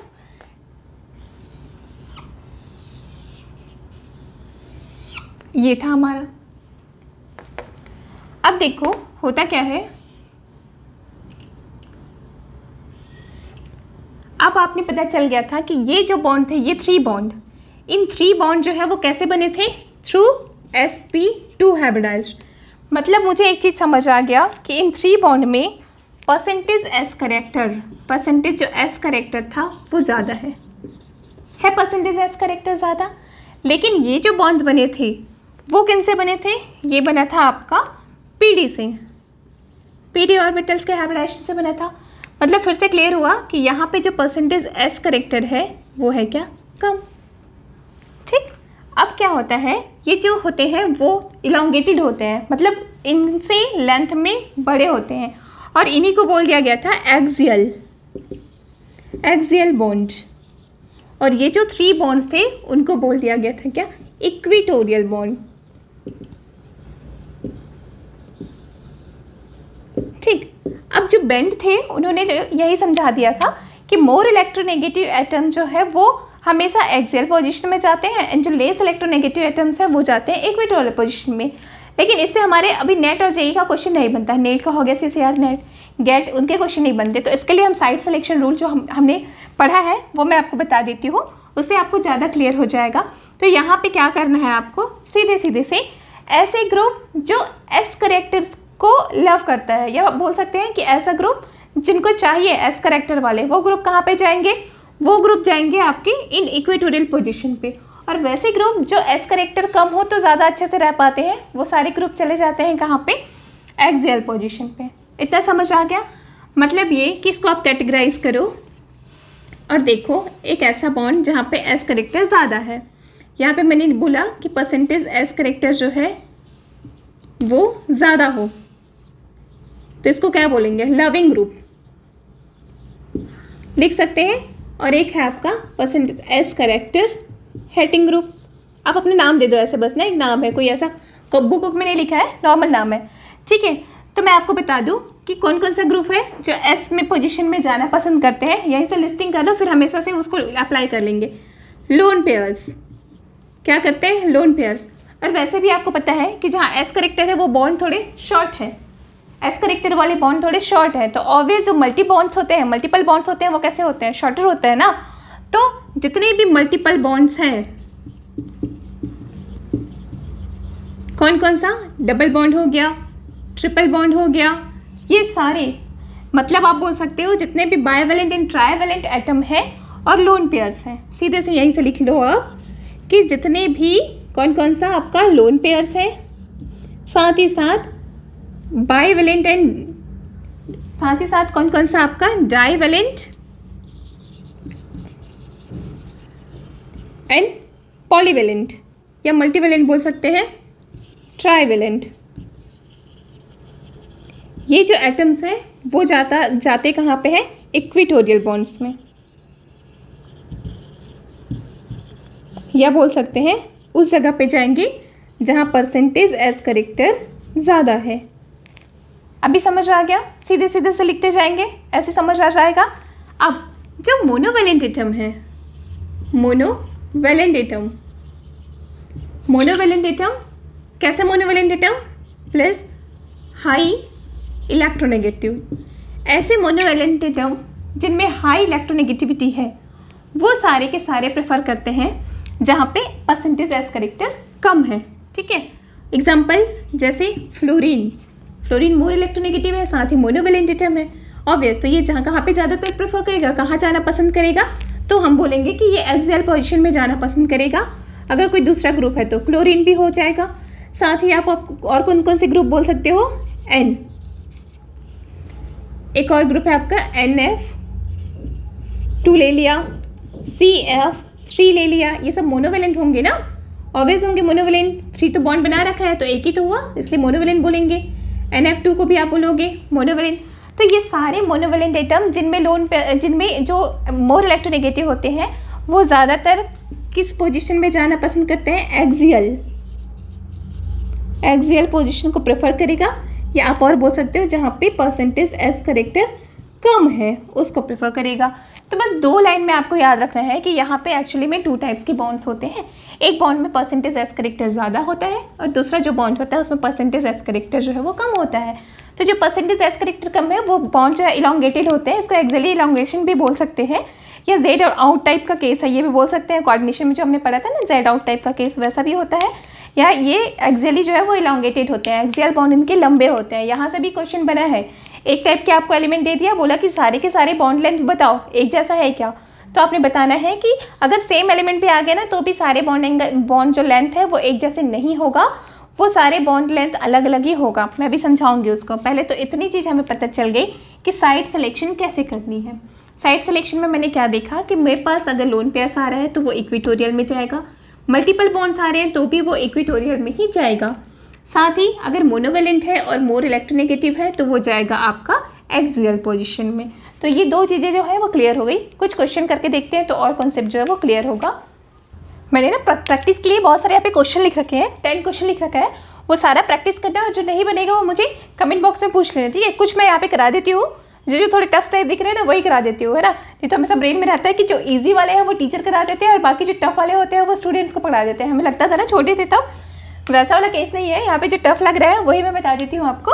बाकी चीज़ें जो है ना इजी सा जो नीचे लिख रखा है मैं वो आप करेंगे और कमेंट बॉक्स में मुझे ज़रूर बताना कि कैसे बनेगा। आप ना स्क्रीनशॉट लेके भेजना अपनी कॉपी का, जिससे मुझे एक हैप्पीनेस आता है कि हाँ आप कर रहे हो, प्रैक्टिस कर रहे हो, है ना। अगर मैं फ्री में आपको पढ़ा रही हूँ तो उसका कुछ तो एक मतलब निकलना चाहिए, ठीक है। स्टार्ट कर रही हूँ मैं, क्वेश्चन कराते हैं 1 बाय 1। तो सबसे पहला क्वेश्चन ले लेते हैं जिसमें मैंने क्या लिखा है, XeO2 F3। अब हमें प्रॉब्लम आएगी कि हम O को कहाँ पे लेके जाएं और F को कहाँ पे लेके जाएं। तो मैंने थोड़ी देर पहले क्या पढ़ाया, साइड सिलेक्शन। तो साइड सिलेक्शन से अब क्लियर हो जाता है कि Xe है, तो Xe में मुझे सबसे पहले तो मोनोवेलेंट एटम कौन है इसमें से, फ्लोरीन। तो फ्लोरीन को रख देनी है एक्सियल में, यही देखना होता है सीधे से। मुझे यहाँ से पता चल गया कि जो फ्लोरीन है वो एक तो मोनोवेलेंट है, मोनोवेलेंट के साथ साथ मोर इलेक्ट्रोनेगेटिव भी है। तो ये ज़्यादा वहाँ जाना पसंद करेगा जहाँ पे क्या है, परसेंटेज एस करेक्टर कम है। परसेंटेज एस करेक्टर कम कहाँ पे होता है, इसी वाले पोजीशन पे। तो मैंने एक्सियल पोजीशन पे रख दिया है किसको, फ्लोरीन को। अब जो बचा हुआ फ्लोरीन है उसको आप इक्वेटोरियल में रख दीजिए, ठीक है। अब जो डाइवेलेंट एटम है उसे आप रखो इक्वेटोरियल पोजीशन पे, दैट्स इट, बन गया। इससे रिलेटेड बहुत सारे क्वेश्चन आ सकते हैं। अब क्वेश्चन क्या क्या बन सकता है जो बने हुए हैं, एक्चुअल आया हुआ है पेपर पे। अब देखो आपको क्या करेगा, वो इस मॉलिक्यूल को दे देगा और बोलेगा कि आप बताओ कि सारे जो फ्लोरीन है उनकी बॉन्ड लेंथ इक्वल है क्या। आपसे यही क्वेश्चन करेगा वो, ठीक है। इन दिस मॉलिक्यूल स्टेटमेंट में लिख के दे देगा, इस मॉलिक्यूल्स में आप बताइए कि जो 3 फ्लोरीन है वो तीनों का बॉन्ड लेंथ इक्वल है क्या। तो आपने अगर पता चल गया है, आपको स्ट्रक्चर बनाने आता है, आपने देख लिया है कि जो 2 फ्लोरीन है वो कहाँ जा रहे हैं, एक्सियल वाले में, जो लंबे बॉन्ड्स हैं उनमें। तो यहाँ पे मुझे पता चला कि अगर हम नंबरिंग कर दें तो एक चीज़ तो पता चलता है कि यहाँ पे फ्लोरीन 1, फ्लोरीन 2 एंड फ्लोरीन 3 है। तो फ्लोरीन 1 और फ्लोरीन 2 जो है वो दोनों तो होंगे इक्वल, और दोनों का जो बॉन्ड लेंथ है वो बड़ा होगा किससे, फ्लोरीन 3 से। हो गया ऐसा, क्योंकि मुझे पता चल गया है कि जो एक फ्लोरीन है वो जा रहा है कहाँ पे, इक्वेटोरियल में, और जो 2 फ्लोरीन है वो जा रहे हैं एक्सियल पोजीशन पे जहाँ PD वाले ग्रुप है। इतना चीज़ें समझ आ गया। अगर आपको साइड सिलेक्शन वाला रूल पता नहीं होता तो देख के क्या लग रहा था कि 3 जो है वो फ्लोरीन में है, तो चलो 3 को हम ना इन तीनों में रख देते हैं और 2 ऑक्सीजन है उसको हम ऊपर रख देते हैं। तो हम फिर वो क्वेश्चन को रॉन्ग कर देते हैं। फिर हमें लगता कि तीनों जो फ्लोरीन है उनके बॉन्ड लेंथ कैसे होंगे, इक्वल होंगे। ये पहले मिस्टेक होता था जब हमें साइड सिलेक्शन रूल पता नहीं था, या हम कभी बेंड को जब नहीं पढ़े थे तो ऐसे मिस्टेक्स होते थे, और ये अभी भी होता है अगर आप प्रैक्टिस नहीं करते। हड़बड़ी में हमने पता चल गया कि ये TBP है तो TBP में हमने बना देते हैं। कैसे बना देंगे, आपने क्या कर देना है जल्दी से कि हाँ F दिख रहा है 3, तो F3 को हम ऐसे लिख देते हैं और जो ऑक्सीजन है उसको ऊपर और नीचे। ये बिल्कुल ही रॉन्ग है, ठीक है। तो ये चीज़ें आपको ब्रेन में रखना है कि वैसे नहीं बनाना है, प्रॉपर ध्यान दे के आपको बनानी है। तो एक तो बन गया आपका स्ट्रक्चर। उसके बाद और कोई सा ले लेते हैं हम, सपोज ये वाला ले लिया मैंने। अब देखो क्या है, मेरे पास ग्रुप दे दिए है कि सल्फर, ये वाला ग्रुप बना रही हूँ ना, बाकी जो छोटे छोटे बच रहे हैं वो आपको बनानी है। सल्फर है, इसमें 4 तो फ्लोरीन के साथ अटैच हुआ है और एक जो है वो किसके साथ हुआ है, CF2। अब मुझे बताइए जो CF2 ग्रुप है वो कैसा ग्रुप है, CF2 कार्बन ने 2 फ्लोरीन के साथ बना रखा है बॉन्ड, मतलब और आपको पता है कि कार्बन कितने बॉन्ड बनाता है, 2 बॉन्ड बनाता है, सॉरी कार्बन जो है वो टोटल 4 बॉन्ड बनाता है, उसने 2 तो फ्लोरीन के साथ बना लिया, तो इधर वो कितने बॉन्ड से अटैच होगा, सेंट्रल एटम से कितने से अटैच होगा, वो 2 बॉन्ड से अटैच होगा। कितने बॉन्ड से, 2 बॉन्ड से। तो मुझे ये चीज़ पता चल गया ये भी एज ए ऑक्सीजन ही है, ये भी डाइवेलेंट ही है। तो डाइवेलेंट कहाँ पे जाता है, पहले ही रख दिया मैंने, डाइवेलेंट जाता है हमारा इक्वेटोरियल में, रख दो इक्वेटोरियल में, और बाकी जगह तो कोई टेंशन ही नहीं है। फिर जो पोजीशन बचा है TPP का उसमें रखो फ्लोरीन को, ऐसे बन गया हमारा TPP स्ट्रक्चर, बन गया ना TPP स्ट्रक्चर। अब आपने फिर से क्या पता चला इससे, इससे ये पता चल रहा है कि अभी भी जो 4 फ्लोरीन है उनके बॉन्ड जो लेंथ है वो इक्वल नहीं है।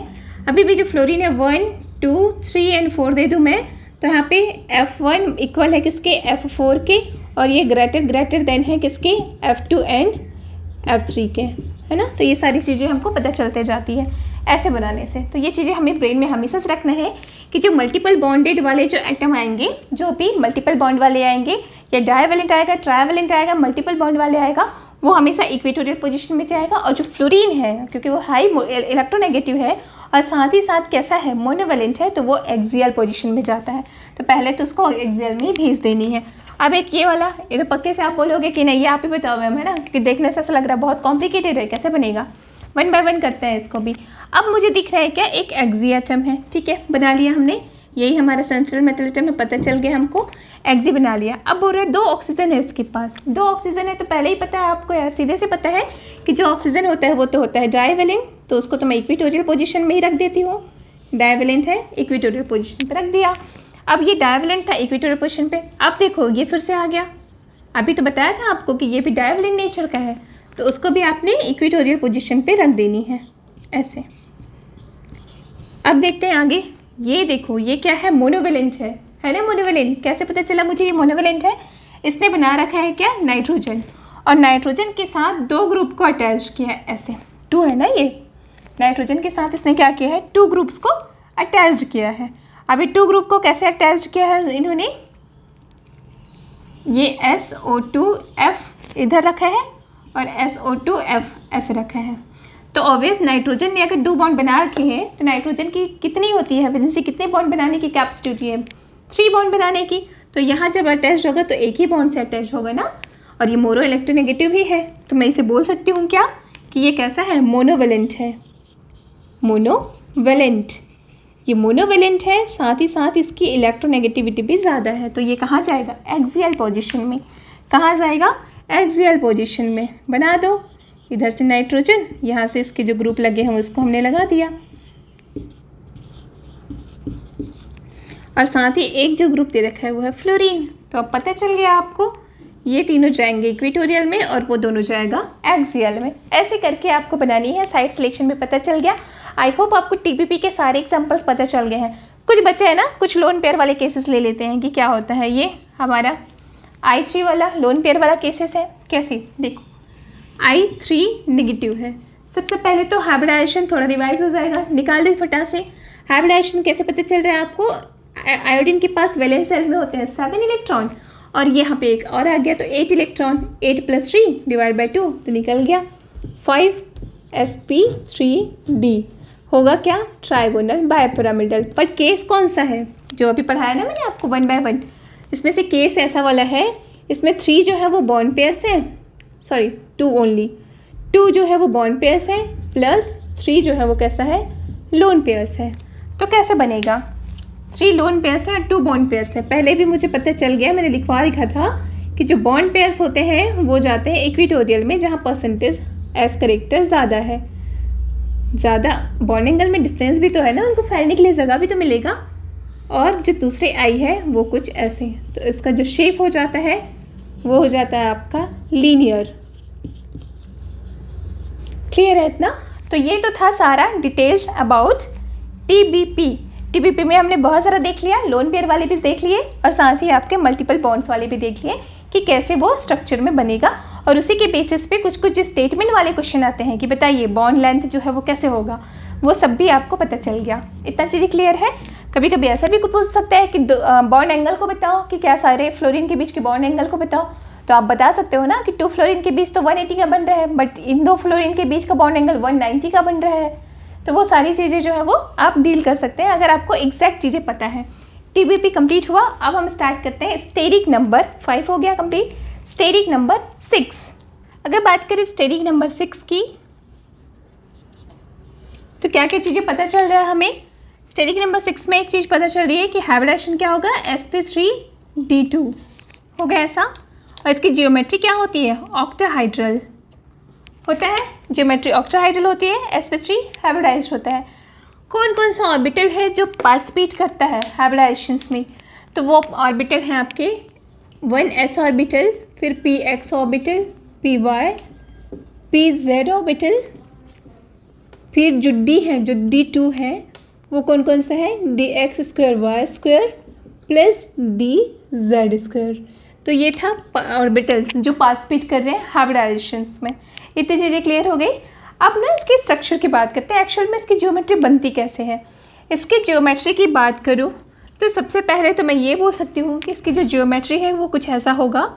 यहाँ पे सेंट्रल मेटल एटम होगा, ऑक्टाहाइड्रल है, स्टेरिक नंबर 6 है, तो 6 एटम जो है वो सराउंडेड होंगे ऐसे। लेकिन अब यहाँ पे अगर आप ये टर्म यूज़ करने लग गए कि यहाँ पे 2 एक्सियल बॉन्ड है और 4 इक्वेटोरियल बॉन्ड्स है, तो ऐसा कहना सही होगा क्या, खुद से सोच के देखो। ऐसा कहना सही होगा यहाँ पे कभी भी, जैसे मैंने थोड़ी देर पहले पढ़ाया आपको किसमें, स्टेरिक नंबर 5 वाले में, कि वहाँ पे 2 टाइप्स के बॉन्ड्स होते हैं, एक होता है एक्सियल और दूसरा होता है इक्वेटोरियल। ऐसा मैंने इसलिए कहा था क्योंकि वहाँ पे हमने क्या देखा था, बॉन्ड एंगल्स देखे कि कुछ बॉन्ड एंगल जो थे वो बहुत ज़्यादा थे और कुछ बॉन्ड एंगल्स कम वाले थे।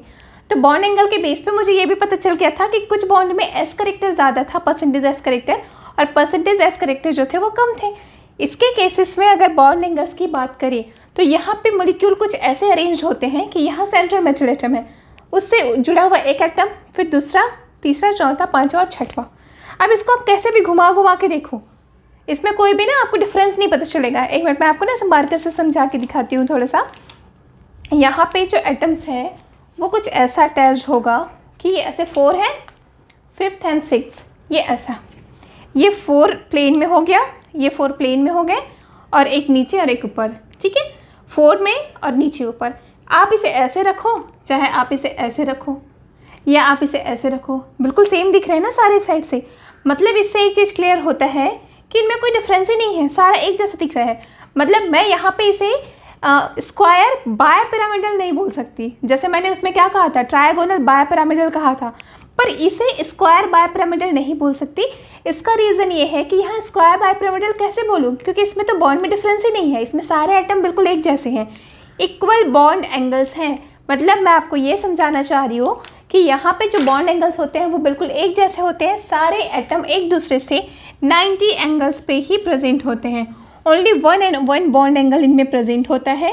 बॉन्ड एंगल्स की बात करें तो ओनली 1 बॉन्ड एंगल इसमें प्रेजेंट होता है, वो होता है आपका 90 एंगल का। मतलब सारे एटम एक दूसरे से 90 के एंगल्स पे होते हैं। क्योंकि बॉन्ड एंगल एक जैसे हैं इसलिए हम ये बोल सकते हैं ना कि यहाँ पे परसेंटेज एस करेक्टर भी इक्वल है, सारे ही बॉन्ड में परसेंटेज एस करेक्टर इक्वल होगा, ये सारा आपस में मिक्सिंग करेंगे। और एक चीज़ और कि ये भी जो है वो एक्सियल है और ये वाले दोनों जो है वो भी एक्सियल है। तो यहाँ पे इक्विटोरियल वाला टर्म तो हमें यूज़ ही नहीं करनी है। तो आपको ये चीज़ समझ आ गया कि जब हम इसकी बॉन्डिंग की बात करते हैं तो यहाँ पे कभी भी एक्सियल या इक्विटोरियल वाला टर्मिनोलॉजी हम यूज़ नहीं करते। और यही रीज़न है कि कोई भी एटम अगर आ गया, चाहे वो मोनोवेलेंट है या डाइवेलेंट है, बाइवेलेंट है, आप किसी भी कहीं भी रख सकते हो। इतनी चीज़ें तो हमें समझ आती है कि फिर हम किसी भी कहीं भी रख सकते हैं, ठीक है। उसमें इक्विटोरियल एक्सियल का वो नहीं लगाते। और साथ ही अगर मैं बॉन्ड लेंथ की बात करूँ तो ऑल बॉन्ड लेंथ, जैसे थोड़ी देर पहले आपने टीबीपी में क्या देखा था, 2 बॉन्ड लेंथ जो है वो बड़े होते थे और 3 बॉन्ड लेंथ जो होती है वो थोड़ी शॉर्टर होते थे, क्योंकि वहाँ पे परसेंटेज एस करेक्टर ज़्यादा होता था। यहाँ पे आपने लिखना है कि बॉन्ड लेंथ जो होता है वो ऑल सारे एटम के लिए क्या होगा, इक्वल होगा, इक्वल होगा, बॉन्ड लेंथ इक्वल होगा। परसेंटेज एस करेक्टर अगर मैं देखूँ तो ऑल बॉन्ड में इक्वल ही है, इक्वल है। इतनी चीज़ें तो थोड़ा बेसिक इन्फॉर्मेशन हमको पता चल गया, ठीक है। तो ये जो मैंने जो स्ट्रक्चर बना रखा है आपको, इससे मुझे एक चीज़ पता चला कि यहाँ पे 90 90 के बॉन्ड एंगल्स बनेंगे। एक्सियल इक्वेटोरियल वाला टर्मिनोलॉजी यूज़ नहीं करनी है। एक्सियल इक्वेटोरियल टर्मिनोलॉजी इसलिए यूज़ नहीं किया क्योंकि यहाँ पे कभी भी किसी भी बॉन्ड में परसेंटेज एज करेक्टर हम अलग अलग नहीं बोल सकते, सबके बॉन्ड एंगल इक्वल है। थर्ड चीज़, अब एक चीज़ और आता है, ये तो था बेसिक वाला, तो यहाँ पे आपको एक चीज़ पता चल गया कि परफेक्ट था ये 6 बॉन्ड पेयर वाले थे प्लस 0 लोन पेयर वाला था, जो अभी मैंने लिखा है वो ऐसे ही था। तो इस केसेस में होगा क्या, ये कैसे होंगे, परफेक्ट ऑक्टाहाइड्रल होंगे, मतलब इसकी जियोमेट्री और शेप दोनों जो है वो ऑक्टाहाइड्रल होगा। अब जो मैंने सेकंड केस आपको पढ़ाया, क्या 5 बॉन्ड पेयर्स हो प्लस 1 लोन पेयर्स, अब कैसे होंगे, तो यहाँ पे अब फिर से डाउट्स आएगा कि लोन पेयर कहाँ जाए। तो अभी क्योंकि मैंने ओनली 1 लोन पेयर्स ले रखा है तो वो 1 लोन पेयर्स को कहीं भी आप रख सकते हैं, इसमें कोई प्रॉब्लम नहीं है, किसी भी पोजीशन में आप लोन पेयर रख सकते हैं। लेकिन जब मैं 2 लोन पेयर्स की बात करूँगी तो उस टाइम आपको देखना पड़ेगा कि वो मिनिमम रिपल्शन करे एक दूसरे से, वैसे जगह पे उसको रखना पड़ेगा, ठीक है। अभी क्योंकि ये 1 लोन पेयर्स है तो आप रख दो कहीं भी, फिर से बना लीजिए कैसा होगा। ये है आपका बॉन्ड पेयर्स मैंने बना दिया, और ये आपका एक और बॉन्ड पेयर्स, और यहाँ पे मैंने बना दिया लोन पेयर्स, है सेम चीज़ें। अगर मैं बात करूँ अभी भी सेम चीज़ सब कुछ बात करें अगर, तो बात से समझ आता है कि इसकी जियोमेट्री क्या होगी, अभी भी जियोमेट्री होगी ऑक्टाहाइड्रल, क्योंकि है ही ये ऑक्टाहाइड्रल, जियोमेट्री तो ऑक्टाहाइड्रल ही होगा। लेकिन अगर शेप की बात करें तो अब बताओ शेप क्या होना चाहिए। शेप अब चेंज हो गया है due to the lone pair, lone pairs को आप कंसिडर नहीं करेंगे, तो ये मुझे दिखेगा एज ए स्क्वायर पिरामिडल, यहाँ से ऐसे पिरामिड बनाएगा वो, तो ये कैसा हो जाता है, स्क्वायर पिरामिडल होगा। कैसा होगा, स्क्वायर पिरामिडल। इतनी चीज़ें क्लियर हो गई ना। इसके लिए एग्जांपल आप कौन सा ले सकते हैं, जितना भी परफेक्ट वाले हैं, SF6 ले लिया, SF6 परफेक्ट ही होगा, परफेक्ट एक ऑक्टाहाइड्रल होगा, वो सारा एग्जांपल हम इसमें ले सकते हैं। इसके साथ एक एग्जांपल लें तो हम क्या ले सकते हैं, XeF5 को ले लो, XeF5 5 बॉन्ड पेयर्स बना देगा और 1 लोन पेयर्स, तो ये एक अच्छा एग्जाम्पल है इसका। अब बात करते हैं थर्ड केसेस। थर्ड केसेस में हमने देखा था 4 bond pairs plus 2 lone pairs. अब बात आती है कि लोन पेयर्स को कैसे रखें, तो अब आपने लोन पेयर्स को ऐसे रखना है जैसे वेसिपर थ्योरी में बताया गया था कि लोन पेयर जो होते हैं वो आपस में ज़्यादा रिपल्सन करते हैं। तो due to the minimize of repulsion को मिनिमाइज करने के लिए अब जब आप लोन पेयर्स को रखेंगे तो वो एक दूसरे के ना अपोजिट रखना है, ठीक है। मतलब इसकी अगर मैं स्ट्रक्चर बनाऊँ इस केसेस की, तो इसमें हमें कुछ ऐसे करना है। सपोज ये मेरा मेटल एटम है, यहाँ से आपका बॉन्ड पेयर वाले ग्रुप्स को रख दिया ऐसे ही, और लोन पेयर को एक दूसरे से अपोजिट बनाया, जिससे कि उनकी रिपल्सन जो है वो थोड़ा मिनिमाइज हो जाएगा, रिपल्सन मिनिमाइज हो जाएगा। Due to the minimize repulsion lone pair को कुछ ऐसे स्टेबलाइज करना। और जैसे ही मैंने ऐसे रखा, अगर मैं इसकी शेप की बात करूँ तो ये फिर कैसा दिख रहा है, जियोमेट्री तो अभी भी सेम ही है, आपको पता है ना, जियोमेट्री तो सबका सेम होगा क्योंकि हम उसमें दोनों को कंसिडर करते हैं। अभी भी जियोमेट्री होगी ऑक्टाहाइड्रल, बट इसका शेप जो होगा वो होगा क्या, स्क्वायर प्लैनर। तो इतनी चीज़ें आपको पता चल गया। इसमें एग्जांपल में आप क्या ले सकते हैं, ऐसा कोई जिसमें 2 लोन पेयर्स हो, अगर 2 लोन पेयर है और उसने 4 बॉन्ड पेयर बना रखा है, मतलब Xe को ले लेते हैं F4, तो हो जाएगा क्या, XeF4, हाँ एग्जैक्टली XeF4 इसका एग्जाम्पल हो जाएगा, ठीक है। इसके केसेस में क्या हो रहा था, यहाँ पे पॉजिटिव आना चाहिए है ना, IF5 ले लेते हैं इसमें, फिर हो जाएगा 7 और 5 करके। क्लियर है। तो इतनी चीज़ें जो है वो हमें पता होना चाहिए कि हम कैसे इसको कर सकते हैं, एग्जैक्टली कैसे कर सकते हैं। एक चीज़ और क्लियर हो गया कि जब स्टडी नंबर 6 की बात करें तो हम वहाँ पे किसी भी टाइप का एक्सियल इक्वेटोरियल टर्मिनोलॉजी यूज़ नहीं करते, क्योंकि यहाँ पे बॉन्ड एंगल सेम होता है, बॉन्ड एंगल सेम है तो परसेंटेज एस करेक्टर भी सेम होगा, और परसेंटेज एस करेक्टर सेम है तो कोई भी बॉन्ड जो है उसका लेंथ शॉर्टर या लॉन्गर नहीं है। यहाँ पे सारे बॉन्ड लेंथ जो होते हैं वो कैसे होते हैं, इक्वल होते हैं। तो ये स्टेरिक नंबर का बेसिक इन्फॉर्मेशन हो गया, अभी ज़्यादा हमें पढ़ना नहीं है। अच्छा ठीक है, एक और इसी में थोड़ा सा डील करते हैं।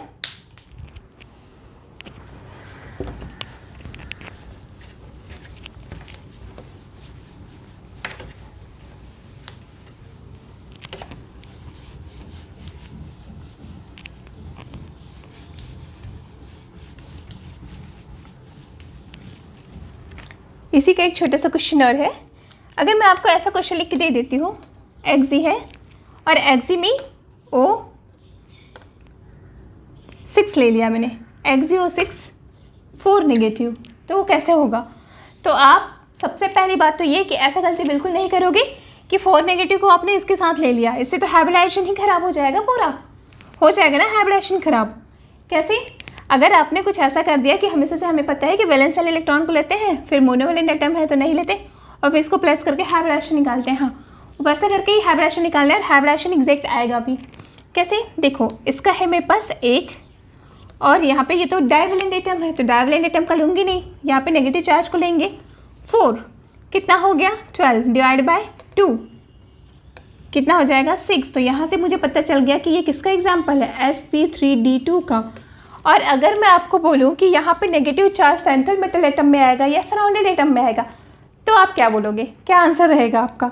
स्ट्रक्चर से देखें, यहाँ पे होगा क्या कि जो ऑक्सीजन है ना उस पर नेगेटिव चार्ज आएंगे। इसका रीज़न भी बता देते हैं कि कभी भी अगर किसी सेंट्रल मेटल एटम के पास more electronegative divalent atom attached है, तो डाइवैलेंट एटम अटैच्ड होने पे जो नेगेटिव चार्ज है वो सेंट्रल मेटल एटम पे नहीं आता, वो नेगेटिव चार्ज कहाँ पे चला जाता है? उसके सराउंडेड एटम पे। अगर मैं इसका स्ट्रक्चर बनाऊँ तो सीधा सीधा से मुझे दिख रहा है, राइट? कैसे? ये हो गया, इसने क्या किया, डबल बॉन्ड के साथ तो ऑक्सीजन से अटैच हुआ, इधर भी डबल बॉन्ड के साथ ऑक्सीजन से अटैच हुआ। अब लेकिन ये है आपका नेगेटिव चार्ज और ये नेगेटिव और ये है आपका नेगेटिव, तो ये है उसका स्ट्रक्चर। तो आप अभी भी क्या बोलोगे? ये कैसा है? किसका एग्जाम्पल है? ऑक्टाहाइड्रल। किसका एग्जाम्पल है? ऑक्टाहाइड्रल। की शेप होगी, ज्योमेट्री भी इसका ऑक्टाहाइड्रल ही होगा, बट जो नेगेटिव चार्ज है वो इस जिनॉन पे ना होकर के नेगेटिव चार्ज होंगे किस पे? ऑक्सीजन पे। तो एक छोटा सा क्वेश्चन आया हुआ था इसलिए ब्रेन में आ गया, वो भी डील कर लिए। अब बात करते हैं किसके बारे में? Steric number 7। जो मैंने पहले बोला था कि स्टेरिक नंबर 5 के बाद जो इंपॉर्टेंट है वो क्या है? Steric number 7।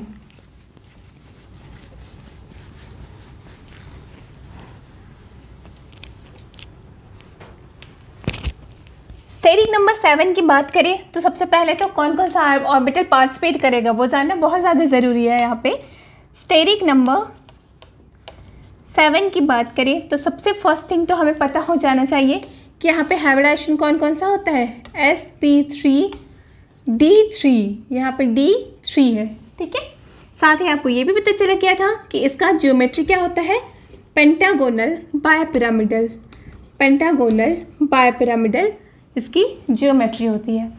अब सबसे जो इम्पोर्टेंट वर्क है वो है क्या? ऑर्बिटल कौन कौन सा है जो पार्टिसिपेट करेगा, तो देखते हैं कौन कौन सा ऑर्बिटल पार्टिसिपेट करेगा। 1s ऑर्बिटल, इसके साथ px, py और pz ऑर्बिटल।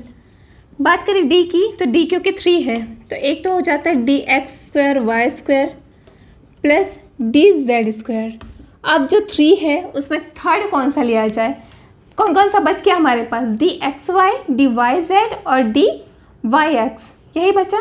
तो देखो, क्योंकि dxy जो होता है वो बिल्कुल ऐसा होगा, इसी के जैसे होगा उसी के, इसलिए यहाँ पे जो पार्टिसिपेट कराते हैं वो dxy को ही लेंगे, जिससे जियोमेट्रिकल वो स्ट्रक्चर इसका बना सके। तो ये चीज़ें हो गया हमारा ऑर्बिटल सिलेक्शन में कि कौन कौन सा ऑर्बिटल है जो पार्टिसिपेट करेगा इन स्टेरिक नंबर 7। अब स्टेरिक नंबर 7 जैसे आपको पता चल गया है कि कैसा होता है? Pentagon bipyramidal. इसके भी अब इंटरेस्टिंग स्टोरी है। अगर मैं उसके स्ट्रक्चर बनाऊँ तो पहले मैं उसके बॉन्ड एंगल देख लेती हूँ। क्यों? क्योंकि बॉन्ड एंगल देखने से ही तो हमें पता चलता है कि परसेंटेज एस करेक्टर कौन से बॉन्ड में ज़्यादा होगा, कौन से बॉन्ड में कम होगा, पता चलता है। और ये भी पता चलता है कि कौन सा बॉन्ड एक्सियल होगा और कौन सा बॉन्ड इक्विटोरियल होगा, या एक्सियल इक्विटोरियल टर्मिनोलॉजी हम यूज़ करें या ना करें, इतनी सारी इन्फॉर्मेशन जो है वो हमको मिल जाता है। अब मैं क्या कर रही हूँ, इसका ना स्ट्रक्चर बनाते हैं। पहले तो जब मैंने इसका स्ट्रक्चर बनाया तो देखा क्या? पेंटागोनल। सपोज़ ये मेरा कोई एटम है और इस एटम से पेंटागन बना हुआ है, ठीक है।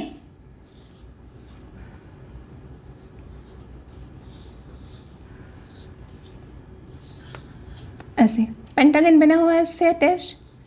अब यहाँ से पेंटागन तो मैंने बना लिया,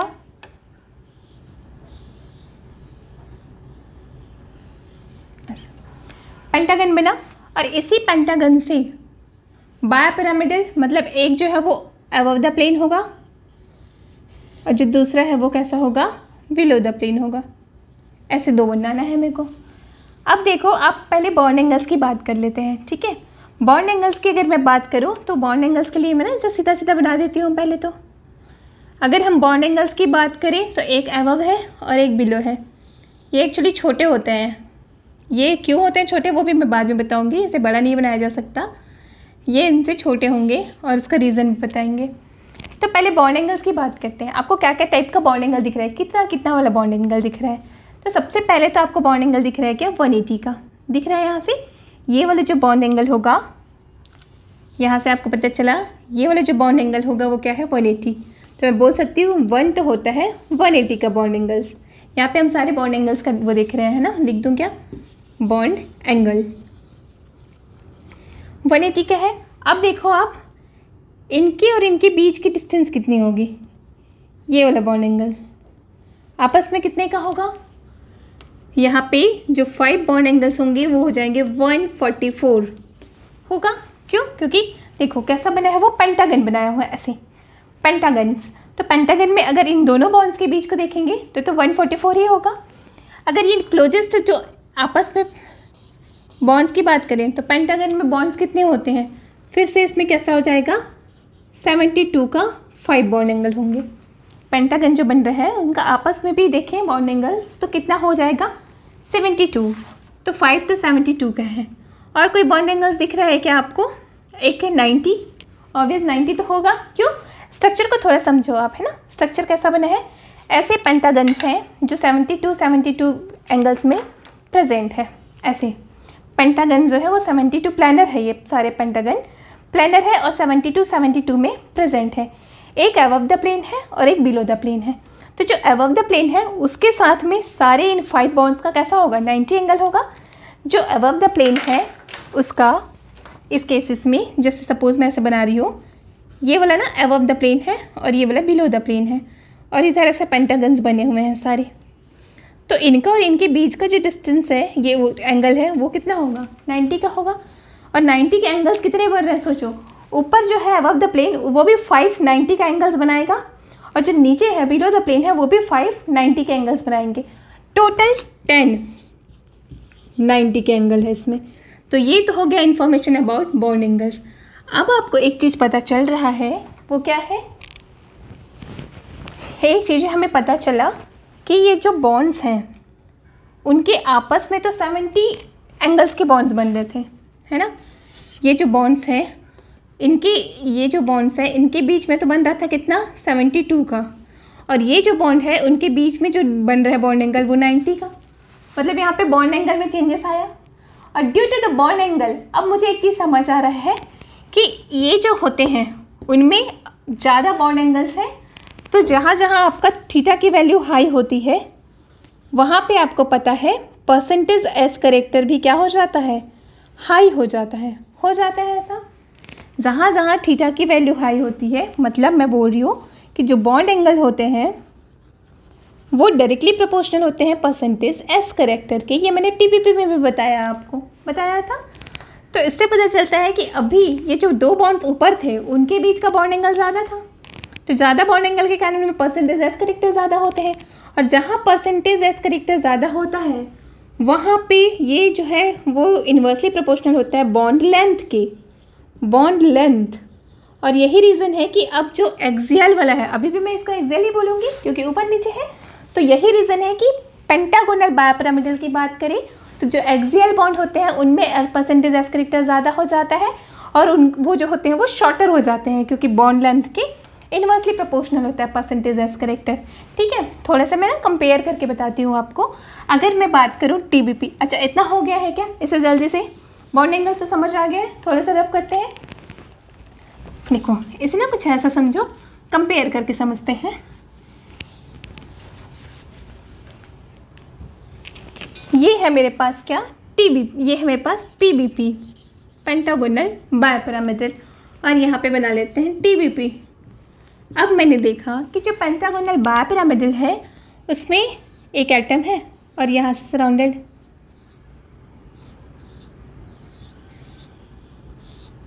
ऐसे एटम हो गए। अब ये जो एटम्स हैं उसमें एक एक्सियल और ये होता क्या है इस केसेस में, जो एक्सियल बॉन्ड है उनमें परसेंटेज एस करेक्टर ज़्यादा हो जाता है, उनमें परसेंटेज एस करेक्टर जो है वो ज़्यादा हो जाते हैं। इन रीज़न बता रही हूँ, यहाँ से ये जो बॉन्ड है वो है 90 एंगल का और इनका आपस में जो बॉन्ड है वो है 72 एंगल। टीबीपी जब हमने देखा था तो टीबीपी में हमने क्या देखा, ये तो था एक्सियल वाला और ये जो थे वो थे इक्वेटोरियल वाले, ऐसे थे ना। अब इस केसेस में हमने देख लिया था क्या, दिस एक्सियल और ये इक्वेटोरियल। इस केसेस में हमने देखा कि इनके जो बॉन्ड एंगल थे वो थे 120, आपस में बॉन्ड एंगल कैसे था 120 और इनका जो बॉन्ड एंगल था वो था 90। तो यहाँ पे मुझे एक चीज़ समझ आया था कि ये जो इक्वेटोरियल में है उनके बीच का बॉन्ड ज़्यादा था। इस केसेस में जो इक्वेटोरियल बॉन्ड्स थे, बॉन्ड जो थे उनका बॉन्ड एंगल ज़्यादा था, थीटा जो थी वो ज़्यादा थी और यही रीज़न है कि इनका जो परसेंटेज एस करेक्टर है वो भी ज़्यादा था। और due to the percentage s character, इसके परसेंटेज एस करेक्टर ज़्यादा थे, उनका बॉन्ड कहता होता है शॉर्टर होता है, क्योंकि ये इन्वर्सली रिलेशन होती है बॉन्ड लेंथ में। यही रीज़न था कि पहले भी मैंने डील किया कि इस केसेस में ये जो इक्वेटोरियल बॉन्ड है वो कैसे थे, शॉर्टर, और जो एक्सियल बॉन्ड है वो कैसे थे, लॉन्गर। इस केसेस में जस्ट अपोजिट, इस केसेस में क्या हो रहा है, बिल्कुल वैसे ही जैसे यहाँ पे हमने देखा कि परसेंटेज एस करेक्टर जहाँ बढ़ रहा है उसका बॉन्ड लेंथ कम हो रहा है, वैसे ही बिल्कुल यहाँ पे भी क्या हो रहा है, परसेंटेज एस करेक्टर इसका बढ़ रहा है। ठीक है, यहाँ पे एक्सियल बॉन्ड के साथ ऐसा हो रहा है ना, यहाँ एक्सियल बॉन्ड जो है उसकी जो थीटा है वो बढ़ गया है और क्योंकि थीटा बढ़ गया है तो उसकी जो परसेंटेज एस करेक्टर है वो भी बढ़ गया है।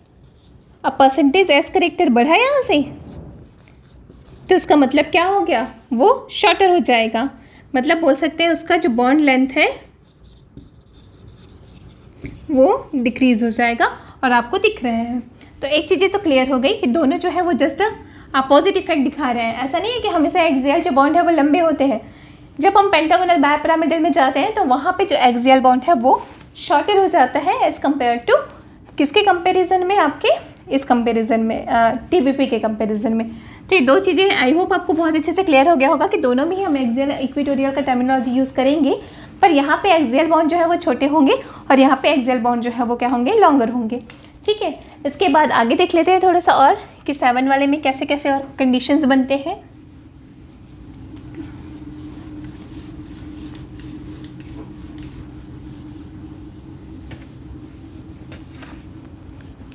अब देखो हो क्या रहा है, एक s ऑर्बिटल पार्टिसिपेट कर रहा है, 3 p ऑर्बिटल और 3 जो है वो d ऑर्बिटल जो है वो पार्टिसिपेट कर रहे हैं। अगर मैं बनाऊं तो कैसे हो जाएगा, कुछ इस टाइप से।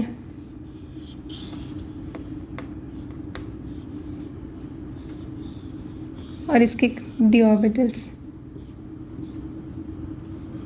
हो गया ऐसा। अब केसेस क्या होती है, सपोज s ऑर्बिटल में ना लोन पेयर है, मतलब अगर मैं ऐसा वाला केस ले रही हूँ, अब 1 lone pair plus 6 bond pair, 6 bond pairs वाला केस ले रही हूँ, तो इसमें कैसे कैसे चेंजेस आएगा वो देखते हैं। एक लोन पेयर है और 6 जो है वो बॉन्ड पेयर है। ऐसा कोई कंडीशन आ गया जिसमें लोन पेयर जो है वो अकेले एस ऑर्बिटल में है, उसने पार्टिसिपेट नहीं किया है हाइब्रिडेशंस में, बस ले लिए हैं पर वो वैसी के वैसी है, और बाकी जो थे वो इनमें फील्ड हो गए हैं। ठीक है, तो अभी भी एक है 3p और 3d ही होगा, पर अब केसेस ना अलग अलग टाइप का आएंगे। अगर कोई जो एस ऑर्बिटल है वो अंदर रह गया है और सराउंडेड एटम में बड़े बड़े आइटम्स आ गए हैं, तो वो कैसा हो जाएगा, बिल्कुल सिंक्ड रह जाएगा, मतलब अंदर के अंदर रह जाएगा। तो जो ज्योमेट्री बनेगी वो बनेगी परफेक्ट ऑक्टाहेड्रल। क्यों, क्योंकि अब ये पार्टिसिपेट नहीं करेगा। अब पार्टिसिपेट में कौन आएगा, ये आएंगे p3 d3 आएगा। तो कभी भी आपको ऐसा जब केस दिखता है जिसमें लोन पेयर एकदम इनएक्टिव फॉर्म में अंदर बैठा हुआ है, सराउंडेड एटम जो है वो बहुत बड़े बड़े से है, और लोन पेयर ऐसे बैठा हुआ है अंदर, वो पार्टिसिपेट ही नहीं कर रहा है, बाहर ही नहीं निकल रहा है, उस केसेस में आप बोलोगे कि वहाँ पे जो हाइब्रिडाइजेशन है वो एक्चुअल में कैसा हो जाता है, P3D3 टाइप्स का हो जाएगा, और इसे आप बोलोगे परफेक्ट ऑक्टाहेड्रल। इसकी जो शेप होगी कैसे होगी, परफेक्ट ऑक्टाहाइड्रल। तो इतना चीज़ें हमें पता चला है ना। लेकिन अगर ये पार्शियली पार्टिसिपेट कर रहा है, पार्शियली पार्टिसिपेट कर रहा है मतलब क्या कि अगर सराउंडेड एटम हमारे छोटे छोटे हो गए हैं, सराउंडेड एटम छोटे छोटे हो गए, उस केसेस में ये जो लोन पेयर है वो बिल्कुल एक जगह पे तो रहेगा नहीं, वो ट्राई करेगा सब साइड से बाहर निकलने का, ट्राई करेगा ना कि वो बाहर निकल रहा है करके।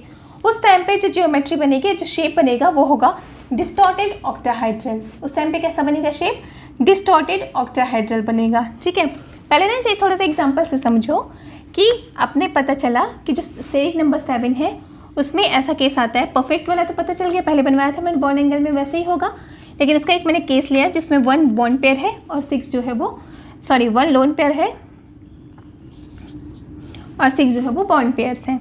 तो 1 लोन पेयर 6 बॉन्ड पेयर के केसेस में कुछ ऐसा केस होगा कि एक मेटल है, उसके पास एक लोन पेयर है और 6 जो है वो बॉन्डेड पेयर है ना।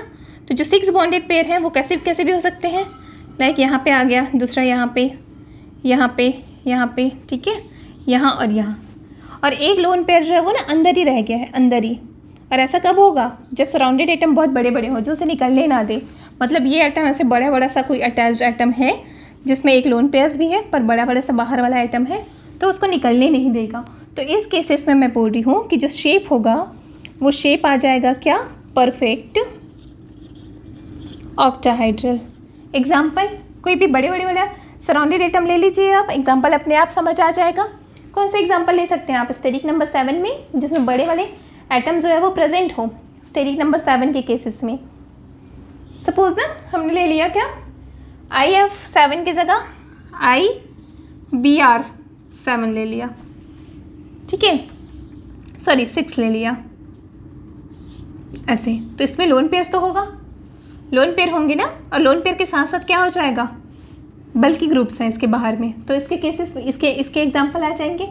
लेकिन यहीं पे मैंने ले लिया है क्या, IF6 नेगेटिव, यहीं पे मैंने ले लिया IF6 नेगेटिव, या फिर मैंने ले लिया क्या, एक्सिलिया और F6।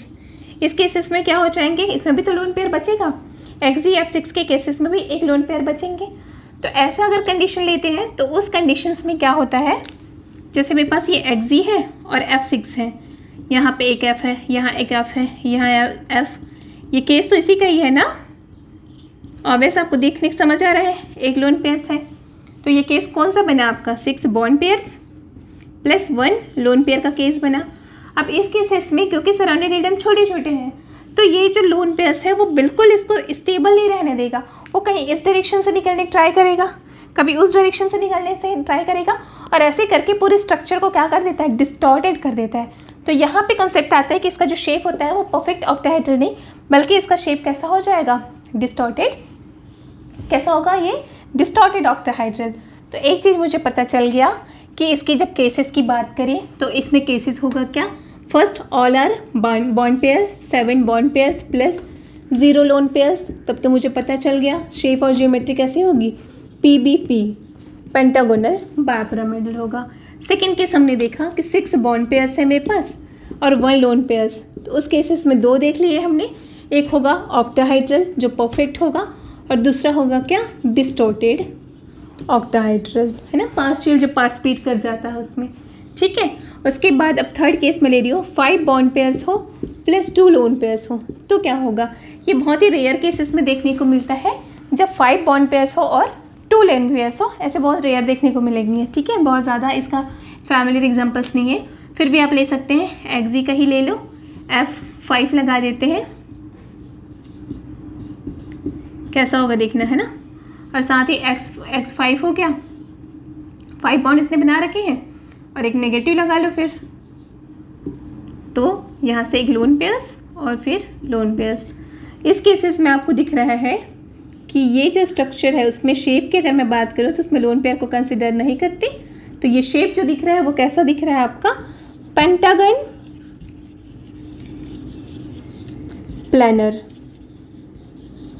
तो ये तो बात है आपकी स्टेरिक नंबर 7 का। तो ऐसे करके हमने सारे स्टेरिक नंबर्स जो है वो कंप्लीट कर लेते हैं।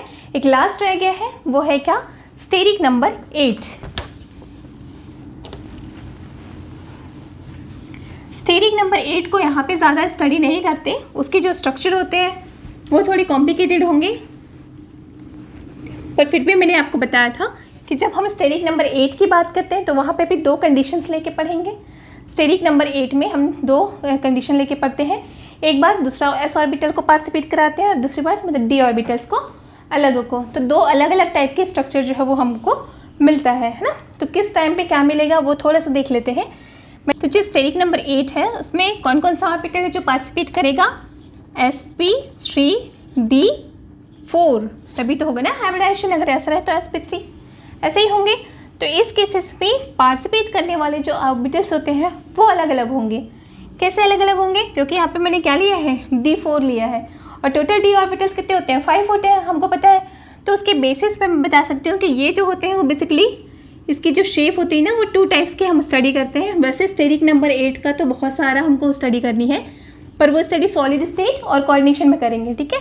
यहाँ पे मैं 2 मेन है जिसको बताती हूँ कि यहाँ पे पार्टिसिपेट कौन कौन सा ऑर्बिटल कर रहा है, कौन कौन सा कर रहा है। देखो आप, एक s ऑर्बिटल पार्टिसिपेट कर रहा है plus px, py, pz, dxy,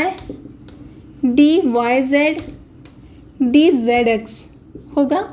साथ में ये जो लास्ट d है वो कुछ भी हो सकता है, इसी के बेसिस पे ये जो है वो 2 टाइप्स के हैं, ठीक है। एक बार मैंने कौन कौन सा ऑर्बिटल ले लिया, एक s का लिया, 3p के लिए जो मैंने लिख रखा है, प्लस ये 3d होगा, और ले लिया मैंने dx² y² वाला, तो ये एक केस बन जाता है, ठीक है।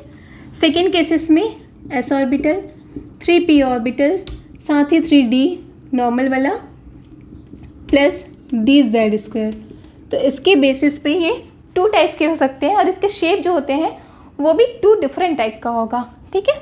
अब होता क्या है, अगर कहीं ये ऑर्बिटल पार्टिसिपेट कर रहा है तो उस केसेस में जो शेप हमारे पास बनता है वो होता है एंटी प्रिज्मेटिक,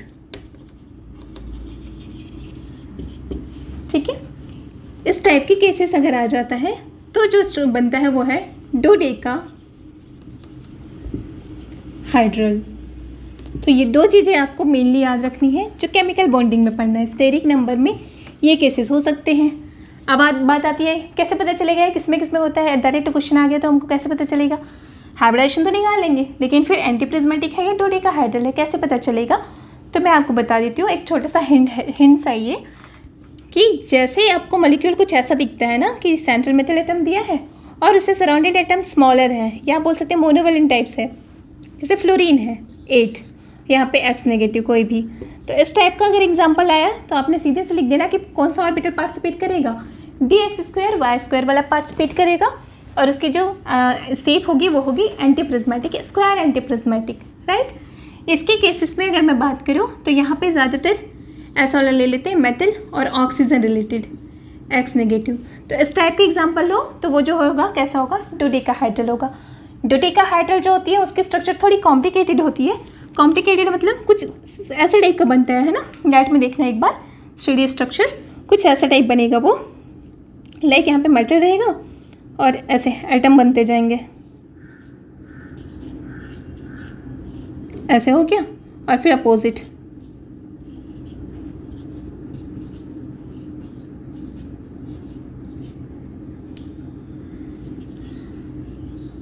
कुछ ऐसा, और इसके साथ में और ऐसे एटम जो है वो बने होते हैं, अटैच्ड रहते हैं। तो इस टाइप की होती है डोडेकाहाइड्रल की स्ट्रक्चर। लेकिन अगर मैं बात करूँ किसकी, स्क्वायर लिख लेते हैं, स्क्वायर एंटीप्रिज्मेटिक। तो जो स्क्वायर एंटीप्रिज्मेटिक है उसके स्ट्रक्चर ऐसे होंगे कुछ, ये हो गया,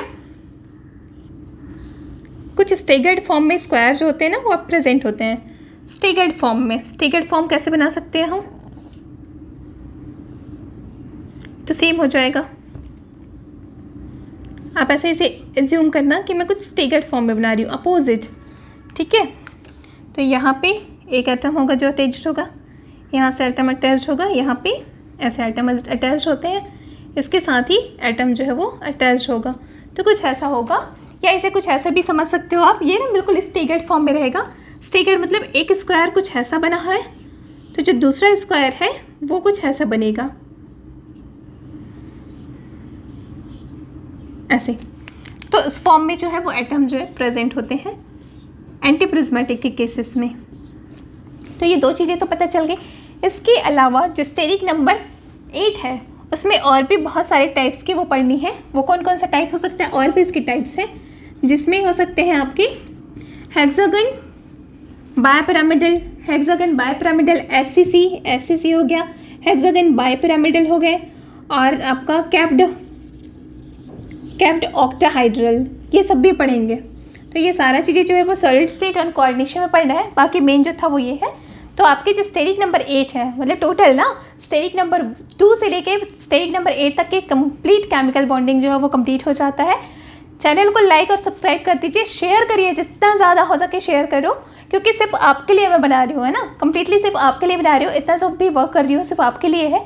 तो आप एटलीस्ट लाइक करो, कमेंट्स करो और शेयर करो चैनल को।